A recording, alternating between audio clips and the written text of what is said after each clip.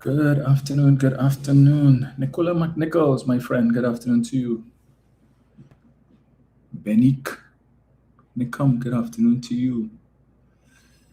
Let me see where is the standing applause. Yes, Nicola, I was privileged to judge the extempo and freestyle competition. And yes, I did get an applause. I don't know if it is people recognize me as being an MP or from this platform, but it was good. The finals is on Tuesday at Napa, 7 o'clock. So people should come out, the best of the best. Sidika O'Brien, good afternoon to you. No, I was not participating. Apollinus, good afternoon to you. Jamun Alemi, Diane Charles, good afternoon. Kurt Dalzin, Cheryl Seeley, Jennifer Nathan, good afternoon. Proud to be Trini, Sarah Richards, Lero Gray, J Dimples, Dexter, James, Deborah Duranti, hi Deborah, Desmond Samuel. Alright, I'm gonna jump in one time. I don't want to stay too long this afternoon. Hi, Claire Carrington, hi Claire. Neil Francois always present. Mr. Music, good afternoon to you. I'm gonna jump into it one time. What a week of controversy this was. Let me start with this one. Africans for sale, for sale, for sale. Somebody pitch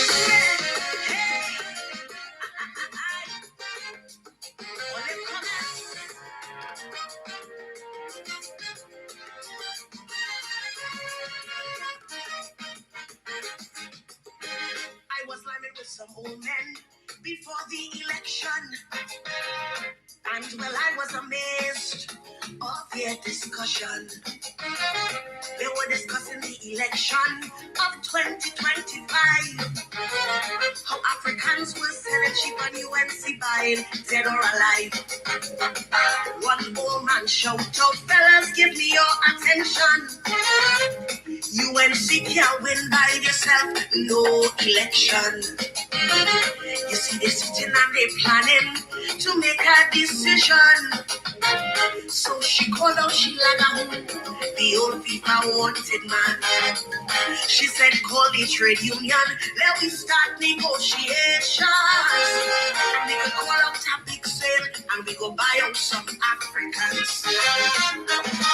Africans for sale, we buying the buying. Africans for sale, for sale, for sale, we buying Africans. She don't have all she loves chance, and she didn't rhyme. No, what she need is some slave names, man, some big strong Africans. Africans for sale, we buying Africans for sale, for sale, for sale, so they go on Trinidad.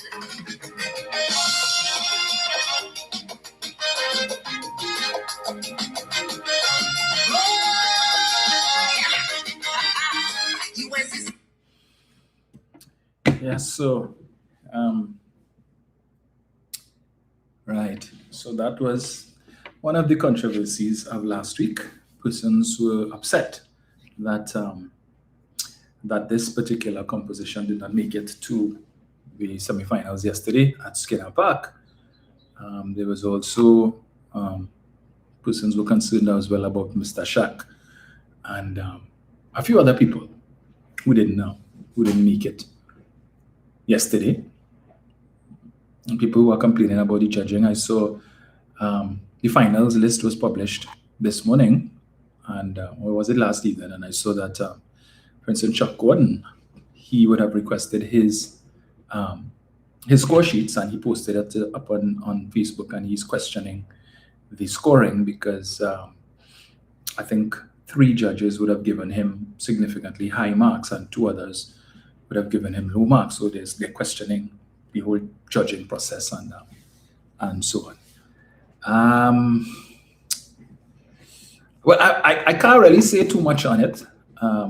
Being a Tuco judge myself, And it's because of controversies like these is which is one of the reasons why I indicated to Tuko I would not be available to do senior judging, right? So I just did the junior calypso monarch, and I did the preliminaries of the junior calypso monarch, and I also did extempo and the freestyle.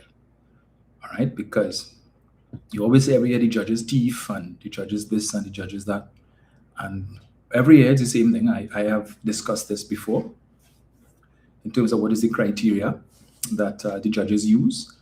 So, you know, it's an interesting year. I listened to some of the calypsos yesterday, and what can I say? The judge's decision is final, right? Deborah, behave yourself. So, there is persons are also questioning whether or not the government is having a hand in. But anyway, so I saw Orlando Octave. Those of you who know who he is, who identifies more as a soca singer than a calypsonian, albeit that I think his musical career would have started as a calypsonian, if memory serves me correctly. He started out, I think, on 12 and Under with Hazel Ward Redmond. I believe I would have seen him there, along with people like Karina Ashe, and I think Patrice Roberts might have also passed through that as well. A few of our artists, soca and calypso artists, would have gotten their start on 12 and Under. And I think Mr. Octave decided to throw his hat in the ring this year. The calypso ring, that is.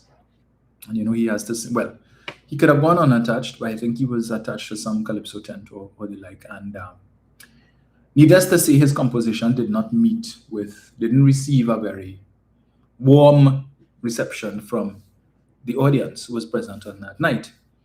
And, some of the audience members. And he would have gone on to do a live on one of his social media platforms, talking about the PNM think that they own calypso and no party own calypso. And then he went after Mr. Shack to challenge Mr. Shack on that matter. And that would have stirred up a conversation. And I see a lot of persons who appear to be aligned to the UNC making the claim or the case that it was persons of East Indian descent who used to support all of these calypso tents. And when the contributions of the PNM calypsonians started to go down the road of race, that the East Indian community abandoned the calypso tents, and that is when the tents started to go south. Now, I don't support that at all, but I've seen a few people say that. If that is the case, which I don't believe, but they say so, yeah. I saw some people write articles claiming, they used to go to the tents and spend money, and the East Indian people used to throw money at the calypsonians and stuff and shove money down their pants. All kind of craziness that I've never heard before, but to each his own. But if your argument is that that when the calypso started to go down the line of race, that persons of East Indian descent abandoned the tents, but then all you left was persons of African descent, right? And if the UNC loves to say that the PNM is an African party, so therefore it stands to reason that the people who would be attending the tent still have African descent. And if you're all aligning all persons of African descent with the PNM, then okay, what do you expect? What do you expect? So they complain now when the PNM in power, them Calypsonian and them, the jaw lock. I think that was Orlando Octave's song, the Jawbone Lock. And when the UNC in power, they're coming out and they're singing. And with all that has happened over the last 9 months, I think that a lot of the offerings were very subdued from a political standpoint. I have heard nothing from Krokro. I don't even know if Krokro have a song this year. Maybe he did, but I heard nothing, and he wasn't there yesterday. So a lot of the bards who used to sing back in the 90s and the early 2000s, who used to lash politically, appeared to have gone into hibernation, right? And most of the times when Krokro sing, Alo sing, who else used to sing? A lot of people. Some of them slip me at the moment. But who used to give the political picong and the like, right? Some of them identified as PNM. They were always PNM. Everybody know. All of a sudden now the UNC resurrect Krokro's song about the corruption in common entrance to see that it is racist. How old that song is, and claiming now they highlight that to support, because Octave made his comment and then he was supported. There was a clip of him in the tent singing and when he was getting booed and so on. And the Prime Minister decided to repost that clip to encourage Orlando. Yes, PNM feel that they own Calypso. Let them know they own no Calypso. PNM never said they own Calypso. If that was so, as I said in my contribution in the Parliament on Friday to the copyright legislation, the PNM would have filed copyright, would have seek to copyright Calypso as ours. And then maybe Balize House would have finished because we would have had a lot of money. So whoever came up with that said, well, where that come from? The fact of the matter is that the majority of people who go to the tents are supporters of the PNM. And I must say that, albeit that they may not necessarily, now, in the case of Octave, I think he got some people probably call him back. I don't know. Because it seems now that the UNC is in power, all of a sudden, their supporters are discovered overnight that there's something called Carnival and pre-Carnival events. They suddenly realized, they woke up one morning and realized, but wait now, it has something called Calypso tents. Yes. So all of a sudden now they want to go back to visit the Calypso tents. And all of a sudden they're partaking in Carnival events. So they begin up Flavor and the John Cupid village, which was always there, the Carnival village, which has been there for the longest while. But this year, they were able to attract a larger crowd. Why? Because they buy out some artists. So I'm hearing, right? And a lot of them, so they're offering free concerts. And what you expect, the people will show up. Because with the state of the economy as it is, and with thousands of people losing their jobs, people who would have gone to the non-premium fetes, like Army Fet, Fire, those kind of fetes and so on. Persons who, a lot of them lost their jobs. So if the government offering free thing, and you were able to go to an event where you would hear artists who you would normally hear the fetes that you would attend, and because you don't have the money this year, because things tight, well, you must go. You expect a crowd to turn out. But that's what they be thought. Yes, Flavor. And 100 and something thousand people passed through the Flavor, passed through the John Cupid Carnival Village since it was opened. Opening night wasn't so great. We remember what happened to the chairman, Peter Kanai, when he was booed.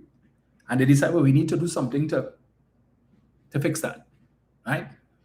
And so lots of people coming. A lot of their supporters who, it seems, never knew there was a John Cupid Carnival Village before, suddenly discover it. And so they're coming out in their numbers. And the government think that they do something great. And as I mentioned on Friday, last week, Wednesday, the minister spoke about it. Michelle Benjamin and Saddam Hussein. Flavor, Wednesday, if you see traffic, we had to shut down Flavor because we had to shut down the village because there was too many people and the fire service said too many people and all of that. And we had to send some people away. And meanwhile, just a few yards away, just behind the village, is the grandstand. And on Wednesday night, they had the opening or the launch of the mass component of Carnival, which is perhaps the most significant aspect of it. Started off with the kings and queens of Carnival, the senior kings and queens. 48 kings, 48 queens appeared on Wednesday night. I was there, right? And 3/4 of the seats in the grandstand were empty. 3/4. But they boasting, this is the most organized carnival and the best carnival it ever had and all of that rubbish. And meanwhile, the mass component still suffering. And I could tell you, I am almost certain, unless they decide that they're going to make the March Gras a free show, come Sunday, next Sunday, when you look in the stands, the grandstand, same thing going to happen. It's going to be empty. Nothing new. Because everybody, they're gonna have some, probably have some show in the Carnival Village, and then the people will go there, and the grandstand will be empty. But like they forget that there are other aspects of Carnival outside of flavor and the Carnival Village. So I see a few of them went yesterday. Well, Munilal said in Parliament Friday he was going down to Skinner Park, and he normally does. Even when he was in opposition, I'll hand him that. He used to go down. Brave soul used to go down to Skinner's Park, and he was there yesterday. I saw Michelle Benjamin was there. I didn't see photos of others, but I'm sure they were there too. As I told them on Friday, I said, "Well, you all now realize, unlike them, I am not.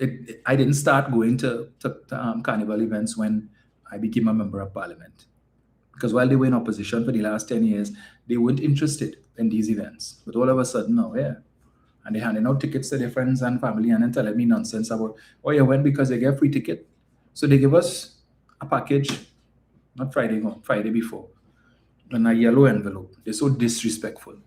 2 tickets for the Panorama semis, 2 tickets for the Kings and Queens, 2 tickets for the Panorama finals, 2 tickets for the Mashkra show, 2 tickets for Junior Parade of the Bands, and then Carnival Monday and Tuesday Parade of the Bands, 2 tickets for each day for the grandstand. And figure they do so much. And I told them I don't need that. I didn't need that to go to the Savannah. I have been an NCC adjudicator. I was an NCC adjudicator / administrator for over 20 years. And now I'm on TUCO side since 2019. So I don't need to get any free tickets from you all to go to the Savannah to enjoy Trinidad and Tobago's culture. And even when they were getting free tickets before, they weren't going. So what's the issue? But typical nonsense on their part, right? And it's unfortunate that they always accuse the PNM of race baiting and blowing the racial dog whistle. But all they come with this nonsense, and we know what they mean when they say the PNM feel that they own Calypso. And I need to tell these people, the PNM is not just the 13 of us who sit in the lower house and the 6 in the upper house. Right? The PNM is an institution that comprises hundreds of thousands of persons, whether they are members or they are supporters. So when you all talk this about the PNM and the PNM feel and the PNM feel, look at Skinner's Park yesterday. How many UNC supporters were there? How many UNC supporters were there? Skinner Park at some point, I may look around, it appeared to be a sea of red. How did that come about? Happenstance? PNM has always supported the culture, whether it is in opposition or whether it is that they're in government. They're supporting it. We know about people who went down to Skinner's Park and get toilet paper. Denise Plummer, we know about that. And when you heard her tell her story, it wasn't because she was a UNC. She got toilet paper because people said, well, who is she? Where she come from? It is by Calypso our stories are told. We hear that every Saturday when you listen to I-95. Stand firm for the culture. Long live Calypso. Where did Calypso originate? But coming on the heels of that, in the Parliament on Friday, right, in his contribution, again, and Saddam Hussein wanting to accuse the PNM of always race baiting. And he made a statement that got me extremely upset, and I had to call him out on it, right? Talking about, to support his case to say that the PNM are always about race and we this and we a racial party. So mentioning, look at their side, Mr. Speaker. Look at the complexion on their side. Trying to say that the majority of us on the opposition bench are of African descent. And then he goes on to say, but look at on our side, we have a mix of everybody. Really? And as I had to point out to him, the PNM sent up 41 candidates on April 28th. The only political party to do so. 41. And of the 41, right, 22 of the 41 were non-Africans. More than half of our candidates were non-Africans. It is not our fault that the population chose not to vote for our candidates. All right? Not our fault. We told the people, this is what the UNC would give. This is what the PNM would give. People chose to stay away from the polls, and those who went to vote and who decided to vote for the UNC, and they did not vote for ours. So if it was a different situation and they had voted for some of our candidates we offered them for St. Augustine, East Indian, Renuka Sagram Singh, Suklal. We offered them Terence Dayal Singh in Arangwa St. Joseph, East Indian. They didn't vote for them. We offered them Sanjeev Buru and Komuto Manzanilla. They didn't vote for Sanjeev. So whose fault is that these people are not sitting on the opposition bench today, or are not sitting on the government bench if we had won sufficient seats, so that we could have had an even greater plurality in terms of ethnic background sitting on our bench?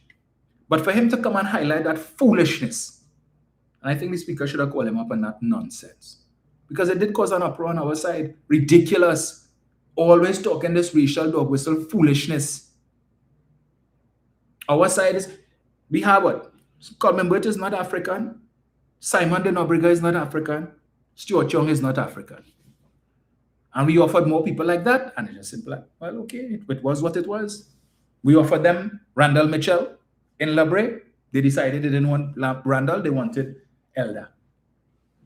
What do you want us to do? Mayaro, we offered you all Beatrice Bridgelal. You all voted for Nicholas Morris. So what you wanted us to do?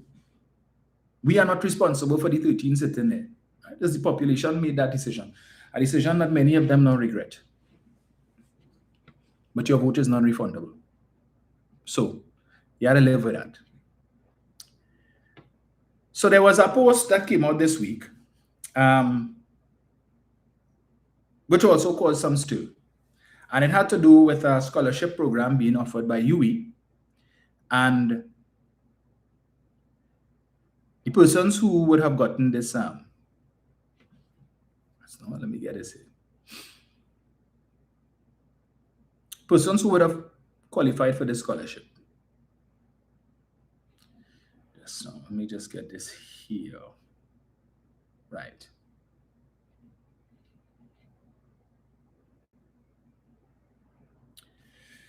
Where is it? Where is it just now? Let me see if I get this here.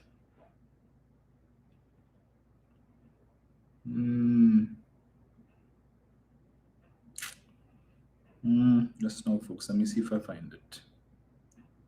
I want to make sure I get the correct name.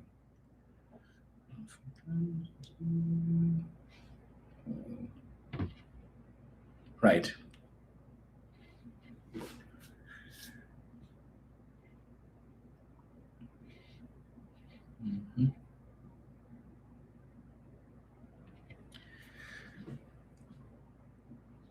So it was called so I'm looking at it from News Sources page here, and it says Afro-Caribbean has a distinct meaning from Caribbean. UE knows this and should have changed the name of the award ages ago, not last night. People are well within their right to be confused, disoriented, disappointed, and disgusted.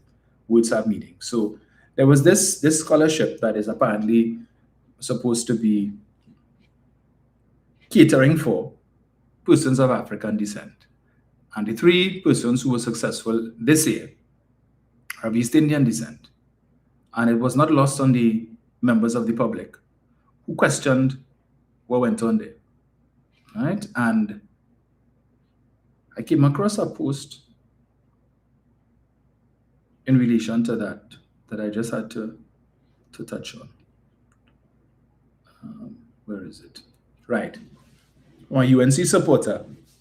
Gadsby Rhoda, stop looking for scholarship excuses. Ask why in 2025, with national scholarships, 55% are East Indians, 25% are Africans, and 20% other.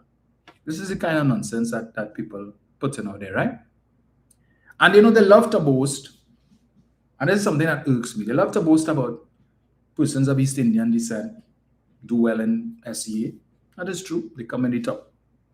No problem with that. Then they love to reference the national scholarships. No problem with that. Among other things. But there is a dynamic that they don't take into consideration, especially with regard to the national scholarships. Because I could tell you from where I sit, on one of the boards that I sit on, that what is happening in a lot of these secondary schools, those that are most inclined to get scholarships, national scholarships, is that a lot of students of African descent who have the capacity to qualify for national scholarships are not offering themselves, are not interested in the national scholarships. Why? Because many of them are doing their SATs before they do their CAPE and their CSEC exams, and they are qualifying and getting scholarships, whether it be full scholarships or partial scholarships, to US universities, and are not interested in the national scholarships for the simple reason that if you win a national scholarship or an open scholarship and the state pays for you to study, that when you complete your course of studies, you are required to come back to Trinidad and Tobago to work for the country for at least 2 years. Failure to do so would result in you having to pay back the state for the monies that they would have expended for your studies.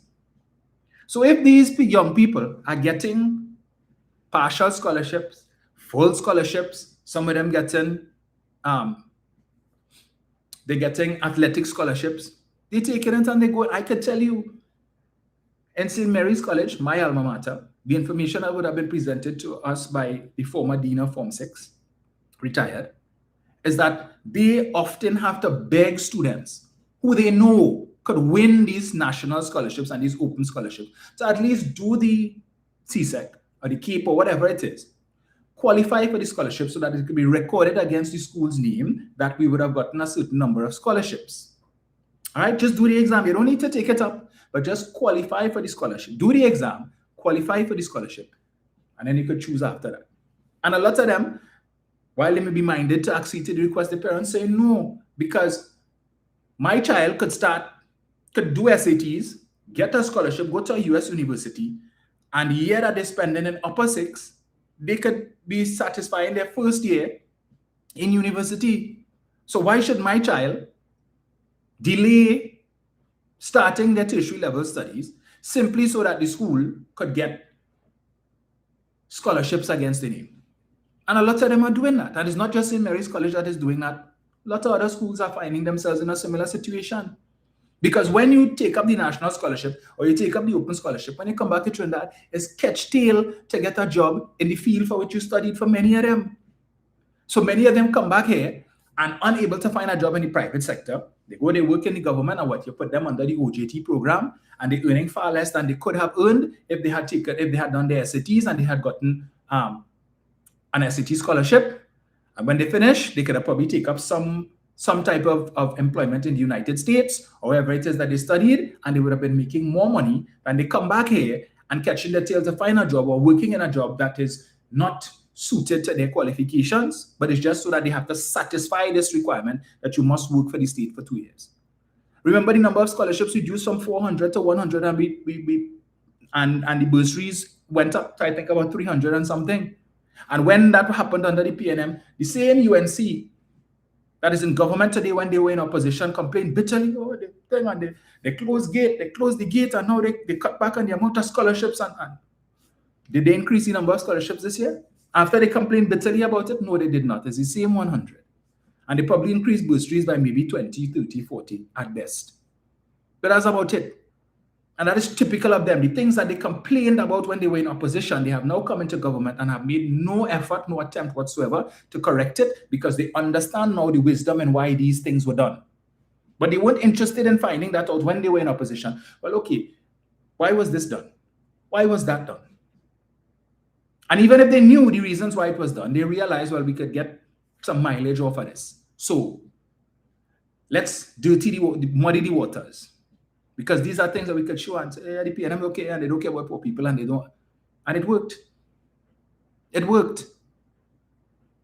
But then it brings me to the other issue now, in relation to this very same thing, where we keep hearing about, and of course, in line with the song too, about the underperforming Afro-Trinidadian community. That of all the races in Trinidad and Tobago, the African community is doing the worst. And they have the least accomplishments. And everybody else doing good, and the African community is doing too good. And whenever I hear that, I get extremely upset. You know why? because the facts would bear out something totally different. The problem is that the success stories in the African community, unfortunately, their success is always managed in silence. I'll give you an example of a few successful, plenty, but I will just touch on a few. We're in the carnival season. The majority of soca stars are of African descent. The majority of Fet promoters are of African descent. The majority of Calypsonians are of African descent. So they make carnival happen. The carnival everybody loves, and it's the greatest show on earth, and the mecca of carnival is Trinidad and Tobago. But who are the people? The majority of the people who make it happen belong to what ethnicity? But we don't talk about that. Stink and Dirty Fet, yesterday morning, making headlines, the traffic. Who hosted that Fet? One Kwesi Hyper Hopper Hopkinson, right? We all know who he is. The owner of Scotch Radio, and I see they have Scotch TV too. They have a television station, soca television station on cable. Wasn't aware of that. I only came across it a couple of days ago. Successful businessman of African descent. That isn't the only event that he hosts. I understand Voice is also a part of that, and you have a couple other persons of African descent as well who are also part of that enterprise. But we don't talk about that, right? You have Jules Sobian, whose father was Attorney General under the Manning administration. He is, what is the name of this band again? By, oh gosh, it slips me at the moment. But he has a Caesar's Army, another big band, right? He's also into Fet promotion as well. Jules is doing extremely well. In fact, he sits with me on the board of the St. Mary's College Past Students Union, doing very well. When we look at international pageants, all of our international pageant winners, the two Miss World and the Miss Universe, were all of African descent. Giselle LaRonde West, Janelle Penny Commission, and Wendy Fitzwilliam. In fact, the majority of our representatives who go on to represent Trinidad and Tobago on the world stage in these pageants are usually of African descent. Do we give them kudos for that? All of the people who love to talk about the African community not underperforming, and we doing this. Let's go across to the athletic side. Olympics, starting from Hazley Crawford, come down. Arthur Bolden, Jereme Richards, Richard Thompson, all of these folks are of what ethnicity? Where is their flowers? Where are their flowers? How come we don't talk about them? Again, the majority of these persons who have represented Trinidad and Tobago on the international athletics stage came from the African community. You don't see us making a big thing about that. Maybe we should do that. Every time this conversation comes up, and it really, really upsets me. Let's come to the business sector. I'll give you one example of somebody who impresses me greatly. A gentleman by the name of Aldwin Wayne. Many of you may not know that name. But he's the owner, co-founder of WePay, which is one of the largest, if not the biggest, electronic payment system in the Caribbean. And he is now branched outside of the Caribbean, but he doesn't only own WePay.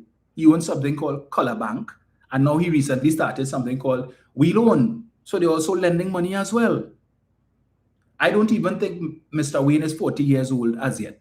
Young entrepreneur, bright, married with 2 children, lives in Florida. He just purchased his second mansion in Florida. Came down to Tobago the other day and purchased a mansion in Tobago. He just bought a Lamborghini. He purchased Mercedes for his wife.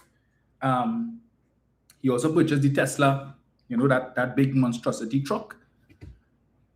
Right now, he's also part of an initiative to open some next big nightclub in Miami, downtown Miami. So for those of you who follow him on Instagram and so on, unassuming guy, he don't have no big set of followers. But he's doing things. It's like he's always looking for opportunities to create new business. And sometimes you see this guy rubbing shoulders with the who's who, not just of Miami, but in the US at less than 40 years old, and he is accomplished. But we don't talk about people like him. So every time, sometimes you might be going to the grocery, you go to a store, you to the mall, and you swipe your card, and you don't know that that terminal that you swipe your card on or tap your card on, guess what? That is powered by WePay. And every single purchase that you make, his company gets a fee from that, which is why he's a multi-millionaire in the United States. And still grounded, because he's always he's probably, if he's not here right now, he's probably going to be coming in soon for Carnival. So this perception that they have, Wayne Frederick, former president of Howard University, another Trinidadian, St. Mary's College alumni, right?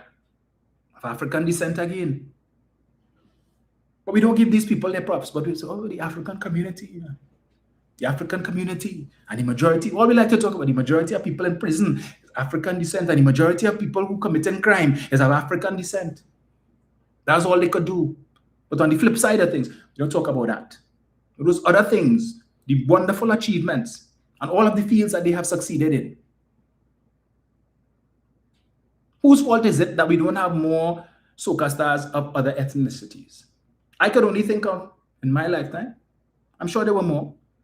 I could think of 2 Calypsonians who are East Indian descent. Ricky Jai, who is still in it, and he made the finals. I'm seeing people saying, but I know he should win, which is causing another controversy. I remember Kenny J. Kenny J would have started out singing Calypso, and then he would have branched off to the soca parang genre.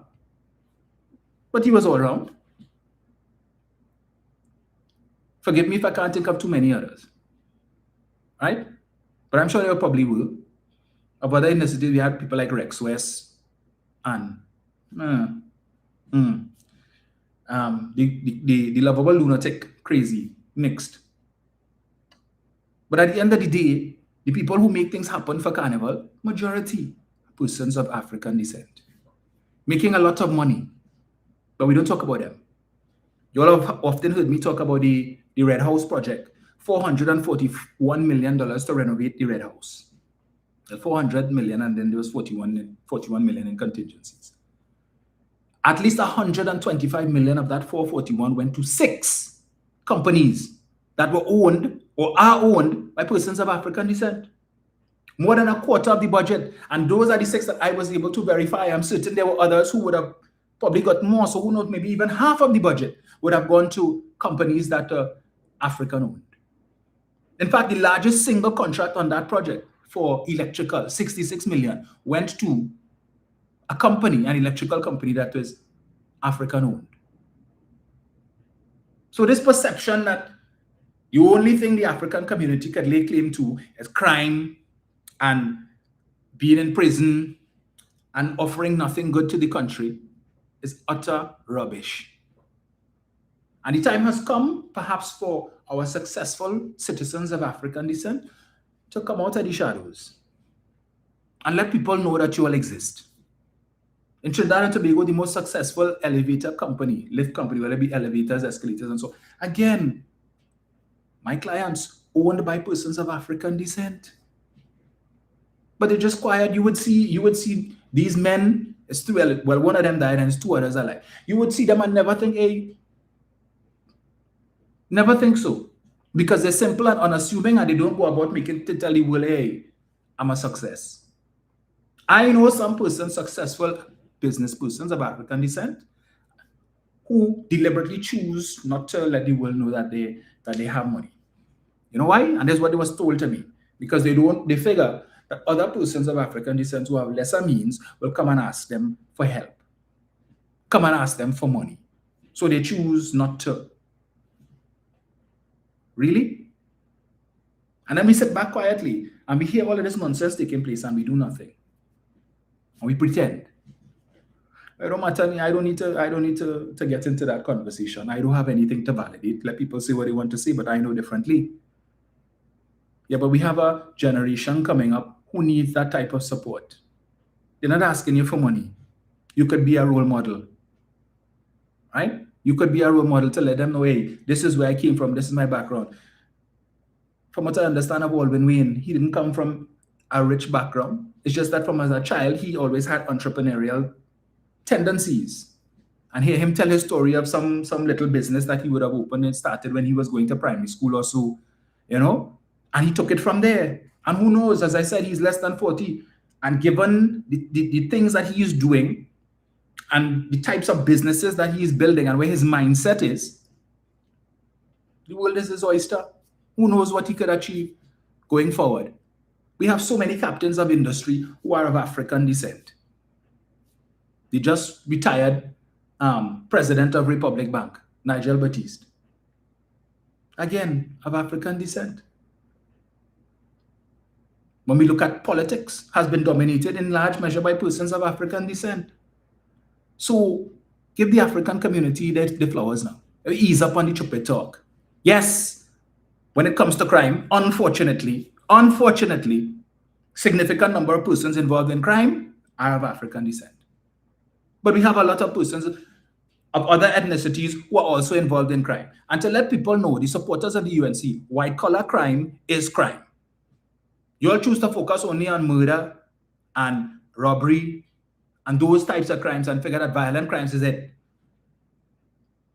When we look at the white-collar crime situation and the majority of people who have been involved in the white-collar crime, that is one thing the African community cannot lay claim to.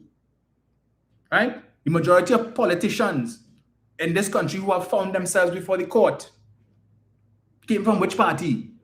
The UNC. And as much as they may try to mask it to say, well, it's just PNM set up and these things weren't real, and it's PNM trying to make the UNC look corrupt. I don't want to make the UNC look corrupt. The PNM framed was Dhanraj Singh for killing Handrad Sumer Singh. Is the PNM fault that he was arrested for murder? All of these men, Ishkal Baran Singh and Steve Ferguson and all of them, the PNM responsible for that too? They know what it is that they did. When you had other people not from this country who were part of that criminal enterprise who confessed, paid restitution to the state and served jail time, but you still have people on this side who want to convince us that didn't exist. That was a figment of imagination, and that was the PNM's 23-year smear campaign designed to make the UNC look corrupt, according to the current Prime Minister, Kamla Prasad Bisesa. So all these men, Gutierrez and all of them, the other 6 who served prison time in the US and who paid millions back to the state, which came in under her time, her first time as Prime Minister. Right? You accepted all of the loot, all of the restitution, the painting that was the $1 million painting that was in the Attorney General's office that we knew nothing about. When the money came, that the country wasn't aware that monies came. Why you take it? You accepted money for PNM smear campaign? But then when the facts started to come out and you could deny it no more, you decided to throw Pandey under the bus. So listening to them talk this nonsense and about the PNM, we have made the point, they love to say the PNM is an African party. Where they get that from? The founders of the PNM, Errol Mahabir wasn't African. Kamaluddin Mohammed was not African. So if the founders of the party were not of African descent, of what research George Chambers, Eric Williams could identify as a Douglas, would want to cast that on us.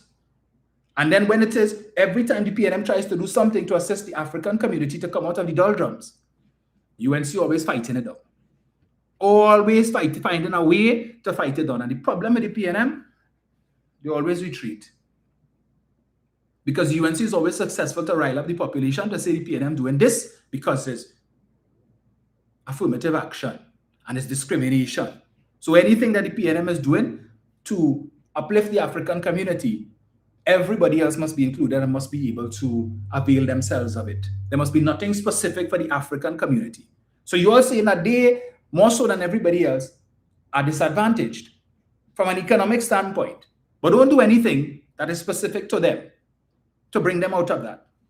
You know why? Because as long as the African community, which you all identify as being PNM, stays a certain level and they're struggling, you could always use that to tell them, well, look how long we're supporting the PNM and what the PNM do for here. And always talking about Laventille and Beetham and Sealats and Laventille. Half of them, 3/4 of them, who always talking that stupidness. Ask them, you ever went to Laventille? You ever went Morva? You ever went to Sealats? You ever went to Beetham? The majority of them couldn't even find these places with Waze or Google Maps, but always washing them out on Laventille and Beaton. I have been there. And some of them, the people living in these communities, living better than half of them who talking that rubbish and kill them dead. You would swear that in the UNC constituencies is the best. Everybody living good. No poverty. There's only mansions in UNC constituencies. But go to some of their constituencies and see the way people live in. They won't support us. Who will come on social media and talk that stupid talk? You want to see what Laventille looks like? Go and visit Kareem Marcel's Facebook page. Go and visit Christian Birchwood's Facebook page. They work in their constituencies. Go and see. Look at the videos and see the type of houses in these areas that could rival some of what exists in the so-called uppity areas. And see what is nonsense or what Laventille and how much years they support in the PNM and they're underdeveloped. Go in the back of Sealots. There's a back road. Takes you around by Bhagwan Singh, to come around by Bhagwan Singh. Take a drive around in the back there, and you will see how many small businesses they have in the back there. How many big houses they have in the back there. So you're just passing on the highway and seeing what is on the front and figure, well, that mirrors the entire area, and nothing could be further from the truth. Because I too was surprised when I went through the back there some time ago, and I'm sure that was more than a year ago, when I was still on radio, and Bruce asked me to take him to some place in the back there. And I was saying, but this is Sealots? Could not believe it. I see all kind of 2- and 3-story house and businesses in the back there. But you're coming on the highway and you look up on the hill, that what you believe is the sum total of Laventille, and you see a few houses there that are looking too kosher, and you tell yourself that that is Laventille. And look how long the PNM and the PNM. And meanwhile, you have people who live in Morva that you all don't know about. On the side from Lady Young, come through there. Take a drive through there and see Coconut Drive and all of these different places, and you will see some of them in there living plenty better than you all, have better homes than you all, have better jobs than some of you all, who always washing your mouth on these areas and figure that is the worst thing ever. Check all yourself. I challenged one of them the other day. Tell me one thing that Kamala Persad-Bissessar has done for her constituency of Siparia in the 20-something, 30 years since she has been the member of parliament for Siparia. One thing that she has done. Couldn't answer. Come and give me a certain nebulous nonsense about paved road and some administrative complex that was built and improve the water supply and all. But you could, these things that could be ascribed to any constituency. And took 24 hours to respond to me and still couldn't find anything of substance to say she did this specifically. She did that. Even when she was prime minister, you can't point out anything of substance to tell me that she did in her constituency. It took Keith Rowley as prime minister to make Siparia, her constituency, into a borough. And imagine the UNC had a problem with that. PNM did that. Keith Rowley did that. But you see, I could point out things that Keith Rowley did in his constituency as member of parliament for Diego Martin West. Could point to plenty things that he did. In fact, Persad-Bissessar did more in Keith Rowley's constituency when she was prime minister than she did for her own constituency, because she could take those votes for granted. And as long as she offers herself, it doesn't matter if she does absolutely nothing for her constituency, her vote count will not shift. She enjoys average 16,000 plus votes every time. No PNM candidate gets that kind of vote count. None. At best, probably 12,000 something. Remember for Twin City Maloney, Camille Robinson Regis, who normally gets the highest amount of votes of all the PNM candidates. But we don't see those numbers. UNC, Munilal could depend on that. Kamla could depend on that. Tanku, Kuva North, Kuva South, all of these places. They could depend on that. We in the PNM, oh no. Our supporters, always held to a higher standard. So, our supporters have morals and values and ethics. And when it is the party, leadership of the party does something that they don't like, they wouldn't speak about it on social media and stuff, because as you know, the PNM's philosophy is we don't air our dirty linen in public. even though within recent times we've seen a bit of a shift, but some people seem to have forgotten that, right? But the majority, they wouldn't come out, and while the UNC say, well, for the last 10 years, while all of them wasn't talking, and the last 10 years, and the last 10 years, while it wasn't saying this, and all it wasn't saying that. That's what I love to say. But PNM people speak when it matters the most. On election day is when it matters the most. So all this yapping and jabbing on social media is of no use and no consequence. But it matters on election day. And when PNM people need to let the government know how they feel, they do so on election day where it matters most, as they did on April 28th. That is why the country is where it is today, that after 9 months, going on 9.5 months, where are we? You all winning yet? Let me give you an example of one person, and this is why I don't take these people seriously. They should just keep quiet for the next 4.5 years. Let me get this one here.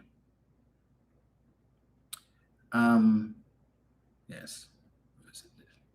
Hello, I've been running and I've listened to the Copyright Amendments Bill. In the first place, I thought it was a new bill. I didn't realize that it was amendments. Secondly, I listened to two UNC senators, and one of them used the entire presentation to cuss Alwari, to say all kinds of bad things about Alwari, and really not to make any real contribution towards the amendment.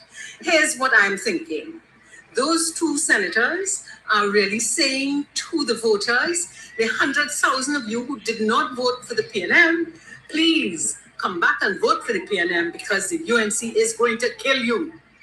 Until next time, while running, we need to transform ourselves. Our senators need to ensure that they are role models and that they speak well and that they are honest. Until next time, while running, let's transform this country. Be safe. That is Denise Deming. I don't know what her political affiliation is now, but I know she used to be PNM. In fact, when the PNM came back into office in 2015, she was the chairman of the board of what was then known as TDC, I believe, the Tourism Development Corporation. And I believe she was one of the first chairman to be fired. And since then, it appears that she has an axe to grind with the PNM. But I played her specifically based on what you just heard her say there, right? This is just 9 months later. The 100,000 of you who didn't vote for the PNM, the UNC is telling you all to come back to the PNM and vote for the PNM because the UNC is going to kill you. But I specifically recall during the election campaign, this very lady advocating for people to vote for the UNC, talking about the PNM need to take a rest. The PNM need a 5 years in opposition to recalibrate and wheel and come again. And in just 9 months, she too is regretting that. But even in the face of that, and this is not the first time she has put out something to suggest that she, among others, are regretting the decision they made on April 28th. Because as recent as the 12th of January, the THA election, she was advocating, telling people, vote blue, vote blue. But we know that the blue is the UNCB team in Tobago. But she was advocating, yes, vote blue, get rid of the PNM. Okay, you get rid of the PNM. How has your life improved? How has your life improved? How many murders have we had for the year? Anybody can tell me that? I've been trying to find it, but none of the places that I've looked are reliable. In particular, there was one gentleman who has almost 300,000 followers on Facebook. A DJ. I'll say no more. But for the last 10 years, every year, every time a murder takes place, you could just go on his Facebook page and rest assured, you're seeing the tally go up. Murder number this, murder number that. And the details. In fact, sometimes he used to jump the gun. He hear a shooting and pronounce the person dead to add to the murder count, only to find out later that the person was taken to hospital and they're in critical condition. But so anxious was this individual to get the murder toll count going higher and higher that he pronouncing that he turned DMO, pronouncing people dead long before. To date, we have now resorted to, yes, we're still recording murders, but we are giving prominence no longer to the murder count, but We're given weather updates and the daily price of oil. That's what we're giving prominence to. Yeah. So sometimes the statistics, whereas it was always up to date when the PNM was in office, now you had to wait 2 to 3 days to get the updated murder figures. So it's not a priority anymore under this administration to ensure that people see the correct figures. And then you have Ian Allen. Well, he also gave an account, but I don't know how accurate that is. But you look in other places and you can't find it.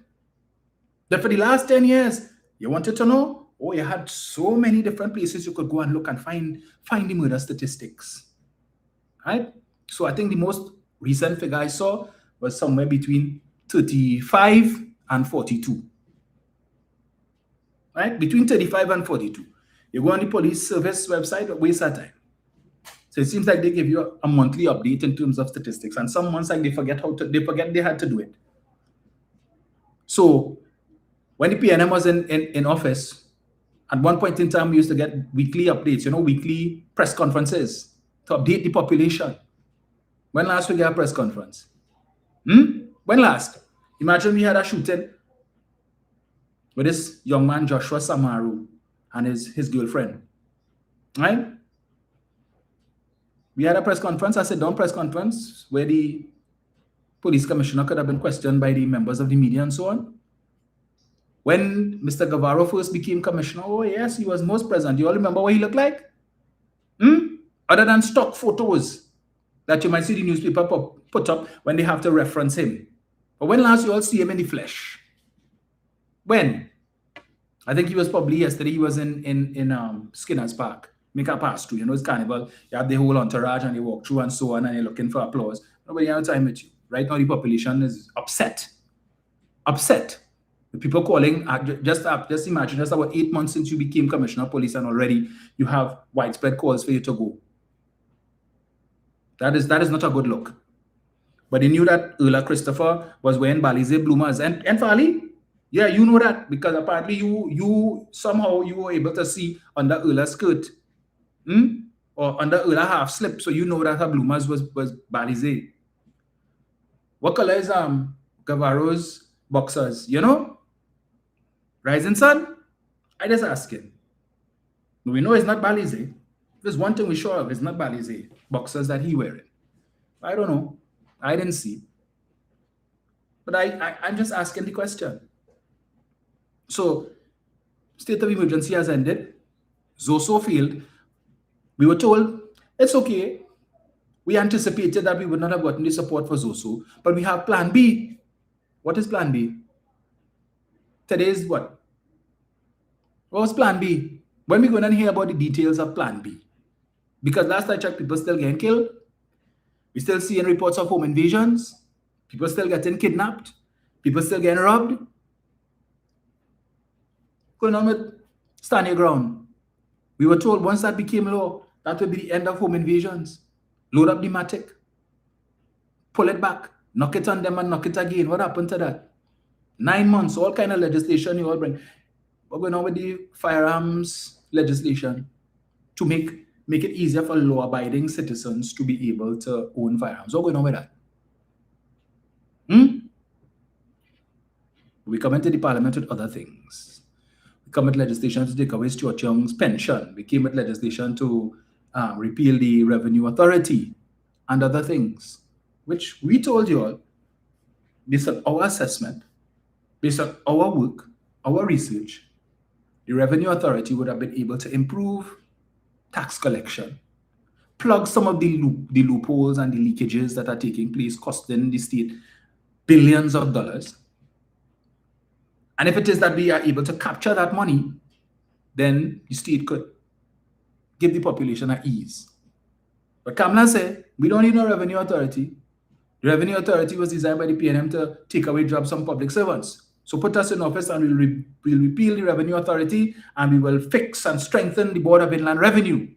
Okay, how that going? Because we see the post out forms will be available, will soon be available, the online forms for landlords to register for the landlord surcharge, so that they could go and pay their $2,500 to register as landlords, and then they can start paying their taxes on the income that they are collecting from their tenants. So when they thought they got a reprieve, because these things were supposed to come in force since the 1st of January, and like somebody didn't realize, but wait, now we had to design a form, oh shucks. So they designed the form, and soon it will become available. Right? So landlord surcharge, asset levy for banks and insurance companies, increase in NIS rates, increase in fines, traffic fines, increase in fees for your passport, increase in customs fees, and who knows what else they're going to come with. Well, the latest we saw last week, HDC. Yes, HDC. So if you are the owner of an HDC housing unit and you pass away and your loved ones wish to transfer the property to their name, there is a fee attached. As it is right now, under the PNM, it was $700. $700. Now, under the UNC, but we don't know, we're trying to figure out who is the real Minister of Housing. Is it David Lee or Feroz Khan, who's supposed to be the chairman of the HDC? But Mr. Khan seems to be making policy absent any conversation with the minister. And so the minister keeps finding out these things after the fact. So we're asking, who is the real minister? Right? Because you have 3 ministers sitting in that ministry. None of them knows what's happening. But the HEC chairman making decisions and not consulting any of them. And so the 3 of them now looking like dumb, dumber, and dotish. None of them can answer. Well, only 2 of them make themselves available to be questioned by members of the media. Because the 3rd one, he only knows about social media. He doesn't know about traditional media. So when he has to come to the parliament, apparently, he passes through the back on, what street is that? St. Vincent Street, right? When they want to avoid the media, they pass on St. Vincent Street. For those who have a little bit of testicular fortitude, notwithstanding the fact that they had to commit their testicles to Mrs. Prasad Bisesa when they became ministers, and they will not see them again until 2030 or thereafter, some of them come to the front. But they time it so that if the media catch one person, all of them will hop around this one person, and then you could sneak in before they catch you and ask you questions. But people like that one, the bald-headed buffoon, it seems he passes to the back. I never see the media asking him no question. You're having the HDC having events, he's never there. So David Lee and the other one, the one who loves to eat size 12 shoes, that one, always there to talk. But that one, he busy on social media calling Faris Fagris, right? And we know what that means. And this man is a minister of government. Like, he ain't getting memo yet. It hasn't resonated with him as yet that he is no longer an opposition senator, but he is a government senator, a minister of government who took an oath, who swore an oath on a Bible in the parliament and in the president's house to do right by all men, all manner of men, without fear or favor, affection or ill will. But like, he forget he took that oath. And that Faris Al-Rawi, regardless of what you think about him, is a citizen of Trinidad and Tobago. But when you as a senator, and not just a senator, you who from time to time serve as a national swim coach for young, impressionable minds, this is the example that you set in. You come in on social media and referring to people as Fagris and talking about when Faris go to the gym and he and them men hugging up and kissing and all kind of nonsense. You know, they say you mustn't say that you hate people. I don't hate. I despise Anil Roberts. But every bone in my body, I despise that man. He is disgusting. He is repugnant. He's absolute filth. And listening to him in Parliament last week, wasting Parliament's time, talking nothing about the bill before the House, but instead want to attack Faris. And then you come on social media to double down, to talk about Faris. So Faris responded to him. I'm coming back to HTC. But Faris responded to him And, well, like it hurt him. Right? Paris tell him, well, with all that you're saying, at least I'm a happily married man and I didn't get horn. So like that, let me see if I get it here. Let's know. Let's know, huh? I know, I don't like to play him either. I just want to show you all how pathetic he is. Let's know.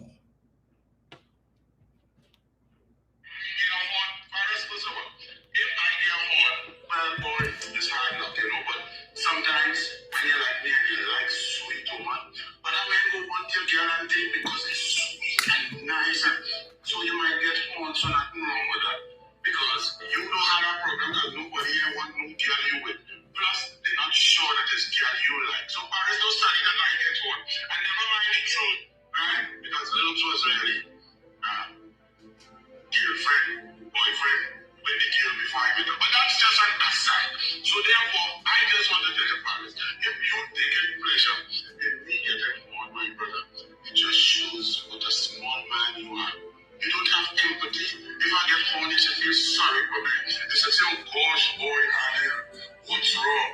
But you see, Paris, you have to study. You all heard that, right? That the fact that Faris could make fun of him getting a horn shows how small a man Faris is. That he has no empathy.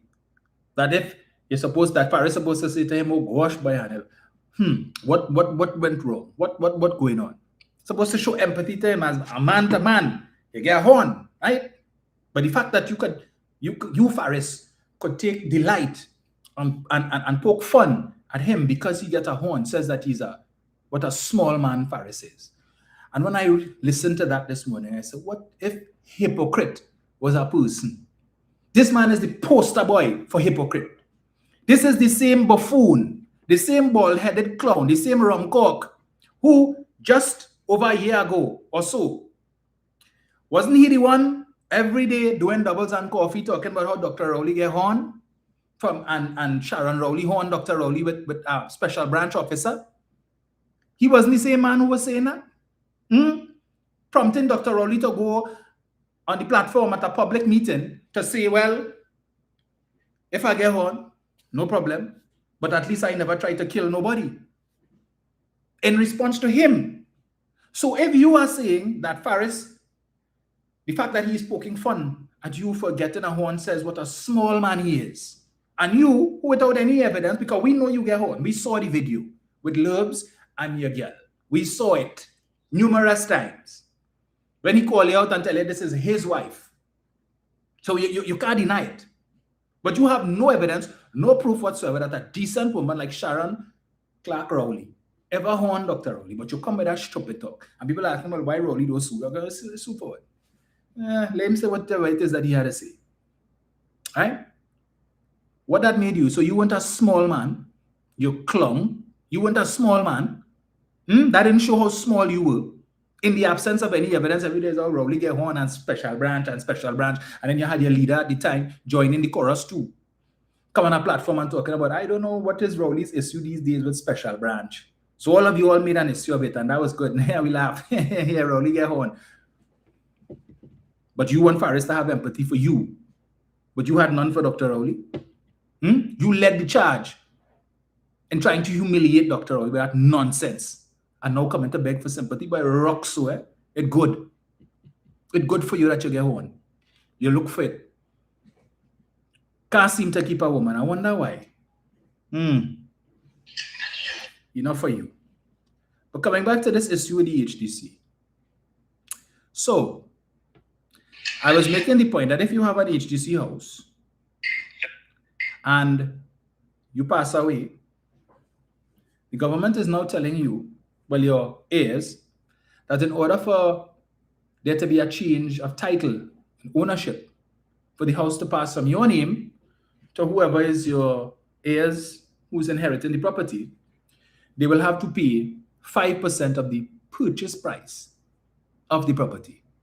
From $700 to 5% of the purchase price. And when we look at the average cost of the HDC house purchase price ranging between 500, 750,000, and then we heard in the parliament on Friday Might even have some costing $1 million and the like. Even if we take the lowest 500,000, you having to pay 5% of the purchase price of that property for it to be transferred to your name. $25,000. We know HDC housing is meant for the low and middle income citizens. Low and middle income citizens. All right? They say 25,000, your household income, $25,000 or less. But they are coming to tell you that what your entire household income may be for the month or less, they want you to come up with that amount of money. If your loved one in whose name the property is passes away and you want to get title to the property on your name, that you have to pay 5%, $25,000. All right? For $750, we know what's going on there. Right? $37,500 that you have to fork out. But when the PNM was in power, what they were saying? PNM only oppressing the poor. They only care about the rich. They want the rich to get richer. PNM never tell Ole you need to pay 5% the value of the purchasing price of the property to transfer title. Never told you all that. Right? And while that does not exist for other people, because my understanding is where you inherit property, real property, through a will or so, that you don't have to pay a fee. All right? So the most economically vulnerable, because these are the people who are supposed to be getting HEC houses, the people who can't afford to go to the bank and get a normal mortgage, who can't afford to go and get a $1.5 million mortgage or a $2 million mortgage to purchase house in Diego Martin, Santa Cruz. And these are the areas, right, where we have private developments taking place, people who can't afford that and who need to depend on the state to get a little townhouse or a single unit or an apartment or something. These people, they want to dig out their eyes. Where are you supposed to get? Your loved one just passed away. We know the situation. Many times, these very people struggle to get the money to bury their loved one because they were living paycheck to paycheck. The loved one who passed was living paycheck to paycheck, and they live in paycheck to paycheck too. So you scramble and you get a little money here, a little money there, and you do the best that you could to have a decent funeral. And then you're grappling with probably any little debts that the person might have left behind because they didn't have insurance for it. Because what some banks are doing now is that when people take loans, they're asking you to bring your own insurance, or they have you sign a waiver form stating that you waive the group creditor life insurance, so your loan is exposed, right? So you're in a situation. And now they come in and tell you, well, you need to find at least $25,000 if you want this property in your name. Otherwise, hard luck. Hard luck. That's what they're telling you. So you can't even get title so that you can go to the bank and say, well, I have this property and I want to put it up, to get a little money in the equity, in the property. Nothing of the sort. Where the supporters? So when Mrs. Prasad Visasa was telling us in the lead up to the election, inheritance tax. The property tax is really an inheritance tax because you know what they're telling you is that if your elderly loved ones cannot afford to pay the tax, they can apply for a deferral. Right? Not exemption. They can apply for a deferral, meaning that the taxes would be deferred to sometime in the future so that whenever they die, whoever inherits the property will also inherit the debt in terms of the back taxes that are owed,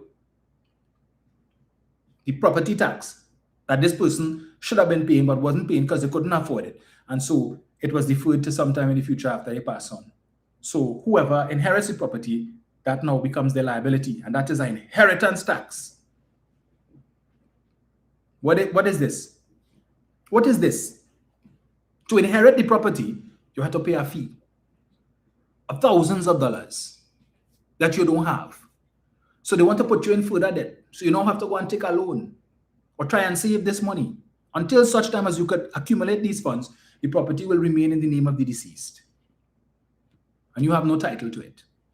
Even if they leave it to you in a will, in order to get permission from the HTC for that transfer, you have to fork out $25,000, $50,000, $37,500. Some of these people aren't even working for that for the year. If you are a CPEP worker, $25,000 is more than what you owe in per year. Where are you supposed to get that money from? So Island Finance. Oh yes, the Island Finance will happily give you a loan for that. And then you will catch your tail for how many years thereafter trying to pay it back, based on the horror stories that I have heard. But anyway, the minister don't know nothing about that.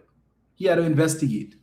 The Prime Minister, she says, well, yes, that is policy. That is for us to be able to recoup some of the money that is being spent to subsidize these homes. So when they were in government, when they were in opposition, subsidies were good. Subsidies were necessary because the population's suffering and people don't have money and can't afford to put food on the table and send the children to school. Things hard. Imbo too wicked. He trying to reduce the fuel subsidy by increasing the price at the pump so the citizens will pay more and the government will pay less in subsidies. They're too wicked. But put the UNC in power and we will fix all those things. We will fix it. It fix. They give you all $1 decrease in the price of super and they're taking it back in every other way that you could think about. And you're only 9 months in. And Mr. Parara told you all a couple weeks ago, there's more to come. Brace yourself. It's like they don't care. They don't care. So they decide to touch the subsidy on natural gas, that is the subsidized price that the manufacturing sector pays. And what did we see now? And Samakal has decided to withdraw from the Manufacturers Association. TCL has also decided that they are going to withdraw from the Manufacturers Association because they are of the view that the association needed to speak up on this and challenge the government's decision to increase the price of natural gas that is being sold to them by some 70%, which is going to impact everything that they do.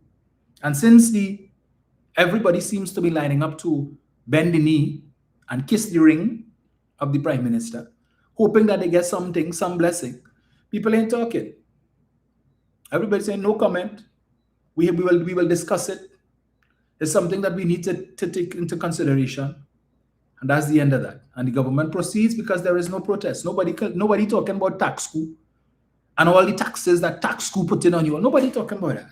No. If they're talking about it, it's in private circles, but nobody talking about it on a public stage. All these events that they have in these conferences and all of that, nobody coming in their speech to talk about that and reference that and how it's impacting.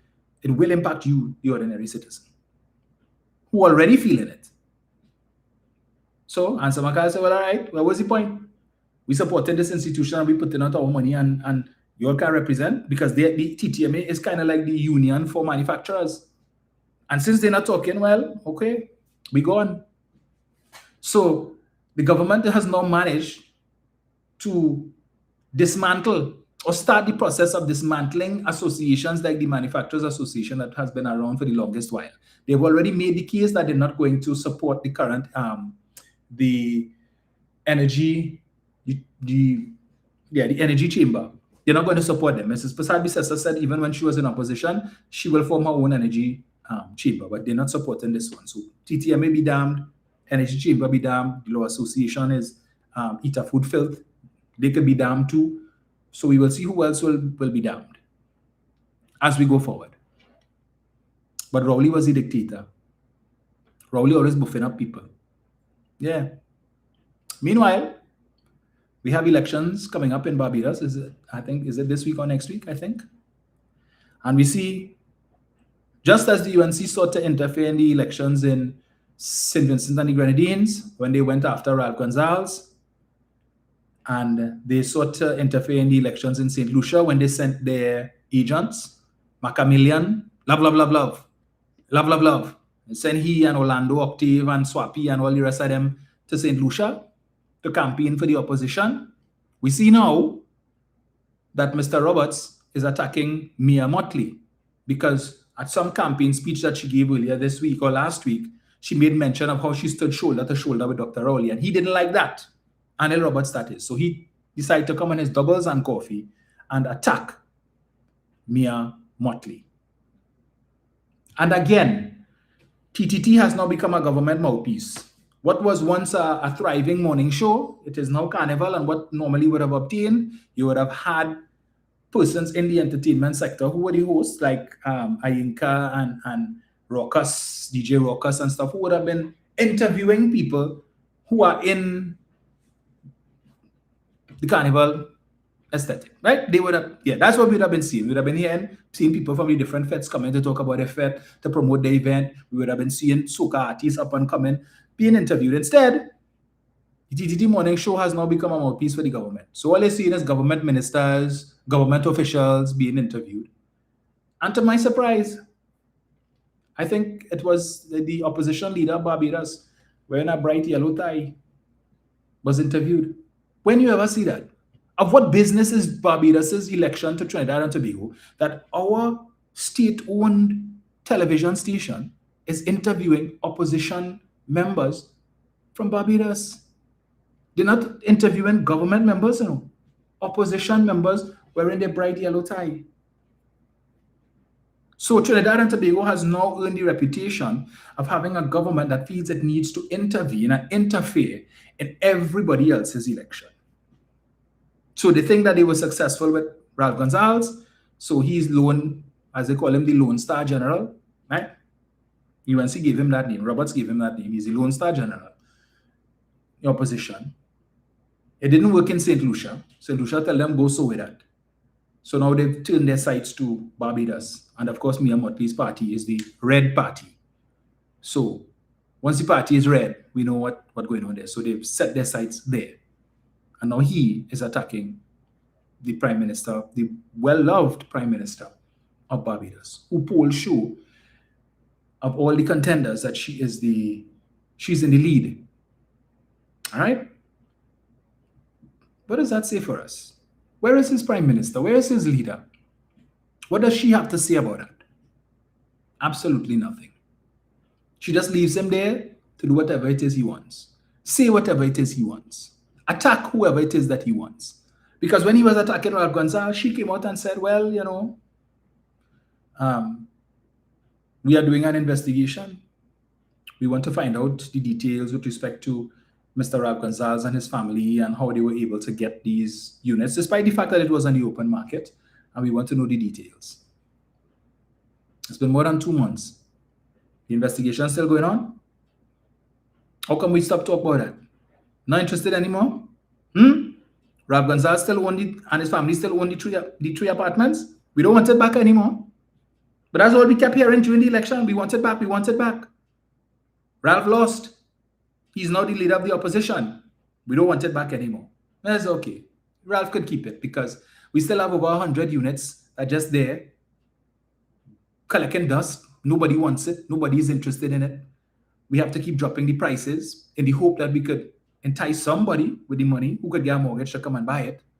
So why would we want to take back 3 from Ralph and that money that we get in from them, give it back to him, and then have 3 to add to the inventory that we can't get rid of? So it was not a problem. So we realized what the strategy was. It was never about the apartments. It was never about Victoria Keys. It was never about the former administration, as they claimed, allowing Ralph and his family to get access to HDC housing to the at the expense of citizens of Trinidad and Tobago. It was never about that.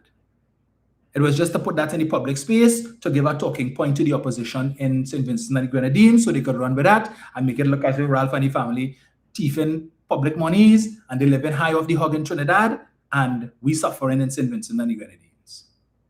Right? But they ain't nothing on Mia. They're struggling to get anything on Mia. And the difference is Mia knows how to handle herself. Right? So, wrong tree. Roberts looking to back up. Because Kelly Daddy is the best thing and nobody can respond to him. Right? That when he responds, everything shut down. Well, let him try that with Mia Mottley. It didn't work in St. Lucia. Your yellow is the code, didn't work in St. Lucia, and it's sure as hell not going to work in Barbados. But you could try. But it just tarnishes your government's reputation and showing you all have no respect for democracy. None. As a government, you should not have government ministers making pronouncements on other people's, other countries' elections. Because you say, no, they don't like it here. You vex because Mia Mottley, in her speech to her people, mentioned that she stood shoulder to shoulder with Dr. Rowley. So what? She can't say she stood shoulder to shoulder with Kamala because Kamala wasn't there. She went to New York in September and didn't take a single picture with not one CARICOM leader. Not one. Boasting. Spent over $1 million. Right? 900 and something $1,000 in what do you call it? But yeah. But boasting. But not one picture with any of the CARICOM leaders. But you're vexed with Penny. Penny take picture with everybody. What she was doing there, she didn't get invited. She went there. She stormed the event. But yet still she was able to take pictures with everybody. And your leader didn't have a single picture with anybody other than Saddam and Sobas and Pararat and whoever else they carried with them. That's it. Nothing. Meanwhile, Munilal went to India, boycott the energy conference in Trinidad, said they want no part of that. Want no part of the energy chamber.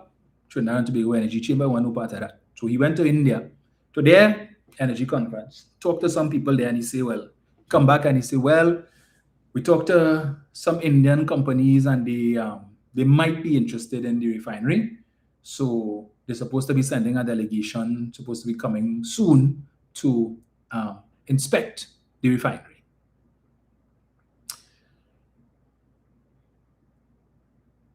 So it's obvious the African company gone, Oando. All right, because if they were still in the mix, if they were still in negotiations with the government, then no Indian company will be coming to try and purchase or lease the refinery. It's interesting that the UNC in opposition were quite clear. Only a local company, the government or a local, should run that refinery. The refinery must not be sold and it must not be leased to any outsiders, as the PNM was proposing. You're not of that. And any lease, any agreement that the PNM signs with any foreigner to run the refinery, the UNC, upon coming into office, will not honor. We will scrap any such arrangement. We don't want no outsiders. And then UNC in government goes to India, which as far as I know, is an outsider. When Keith Rowley was trying to get an Indian company, Jindal Steel, to take over the refinery over a year ago, what happened? What happened? They didn't want he. Jindal is a crook. This, that, the other, and the next. They didn't want the refinery to be reopened under the PNM because they felt that that would give the PNM brownie points and give them a lift in the election. So they couldn't risk that. So it was never about the country. It was never about the refinery. It was never about the well-being of the citizens who might have gotten employed at the refinery. It was never about that. It was about we will oppose because we don't want the refinery. If the refinery is opened, our chances of getting back into office in 2025 dead on arrival. So we need to put a spoke in that wheel, pour cold water, and that we are opposing it for opposing sake. And then we come into office, and the very thing we opposed is the very thing we are now advocating. And of course, their supporters, the fully dunce, clapping. Yes, only Kamala could do that. Only Kamala could have reopened the refinery. Rowley went Ghana and only bring back yam seed. And what Kamala think, and she bring back this and she get that and she got the other and she got the next. So we don't want no foreigners under Rowley, but we will take foreigners under Kamala.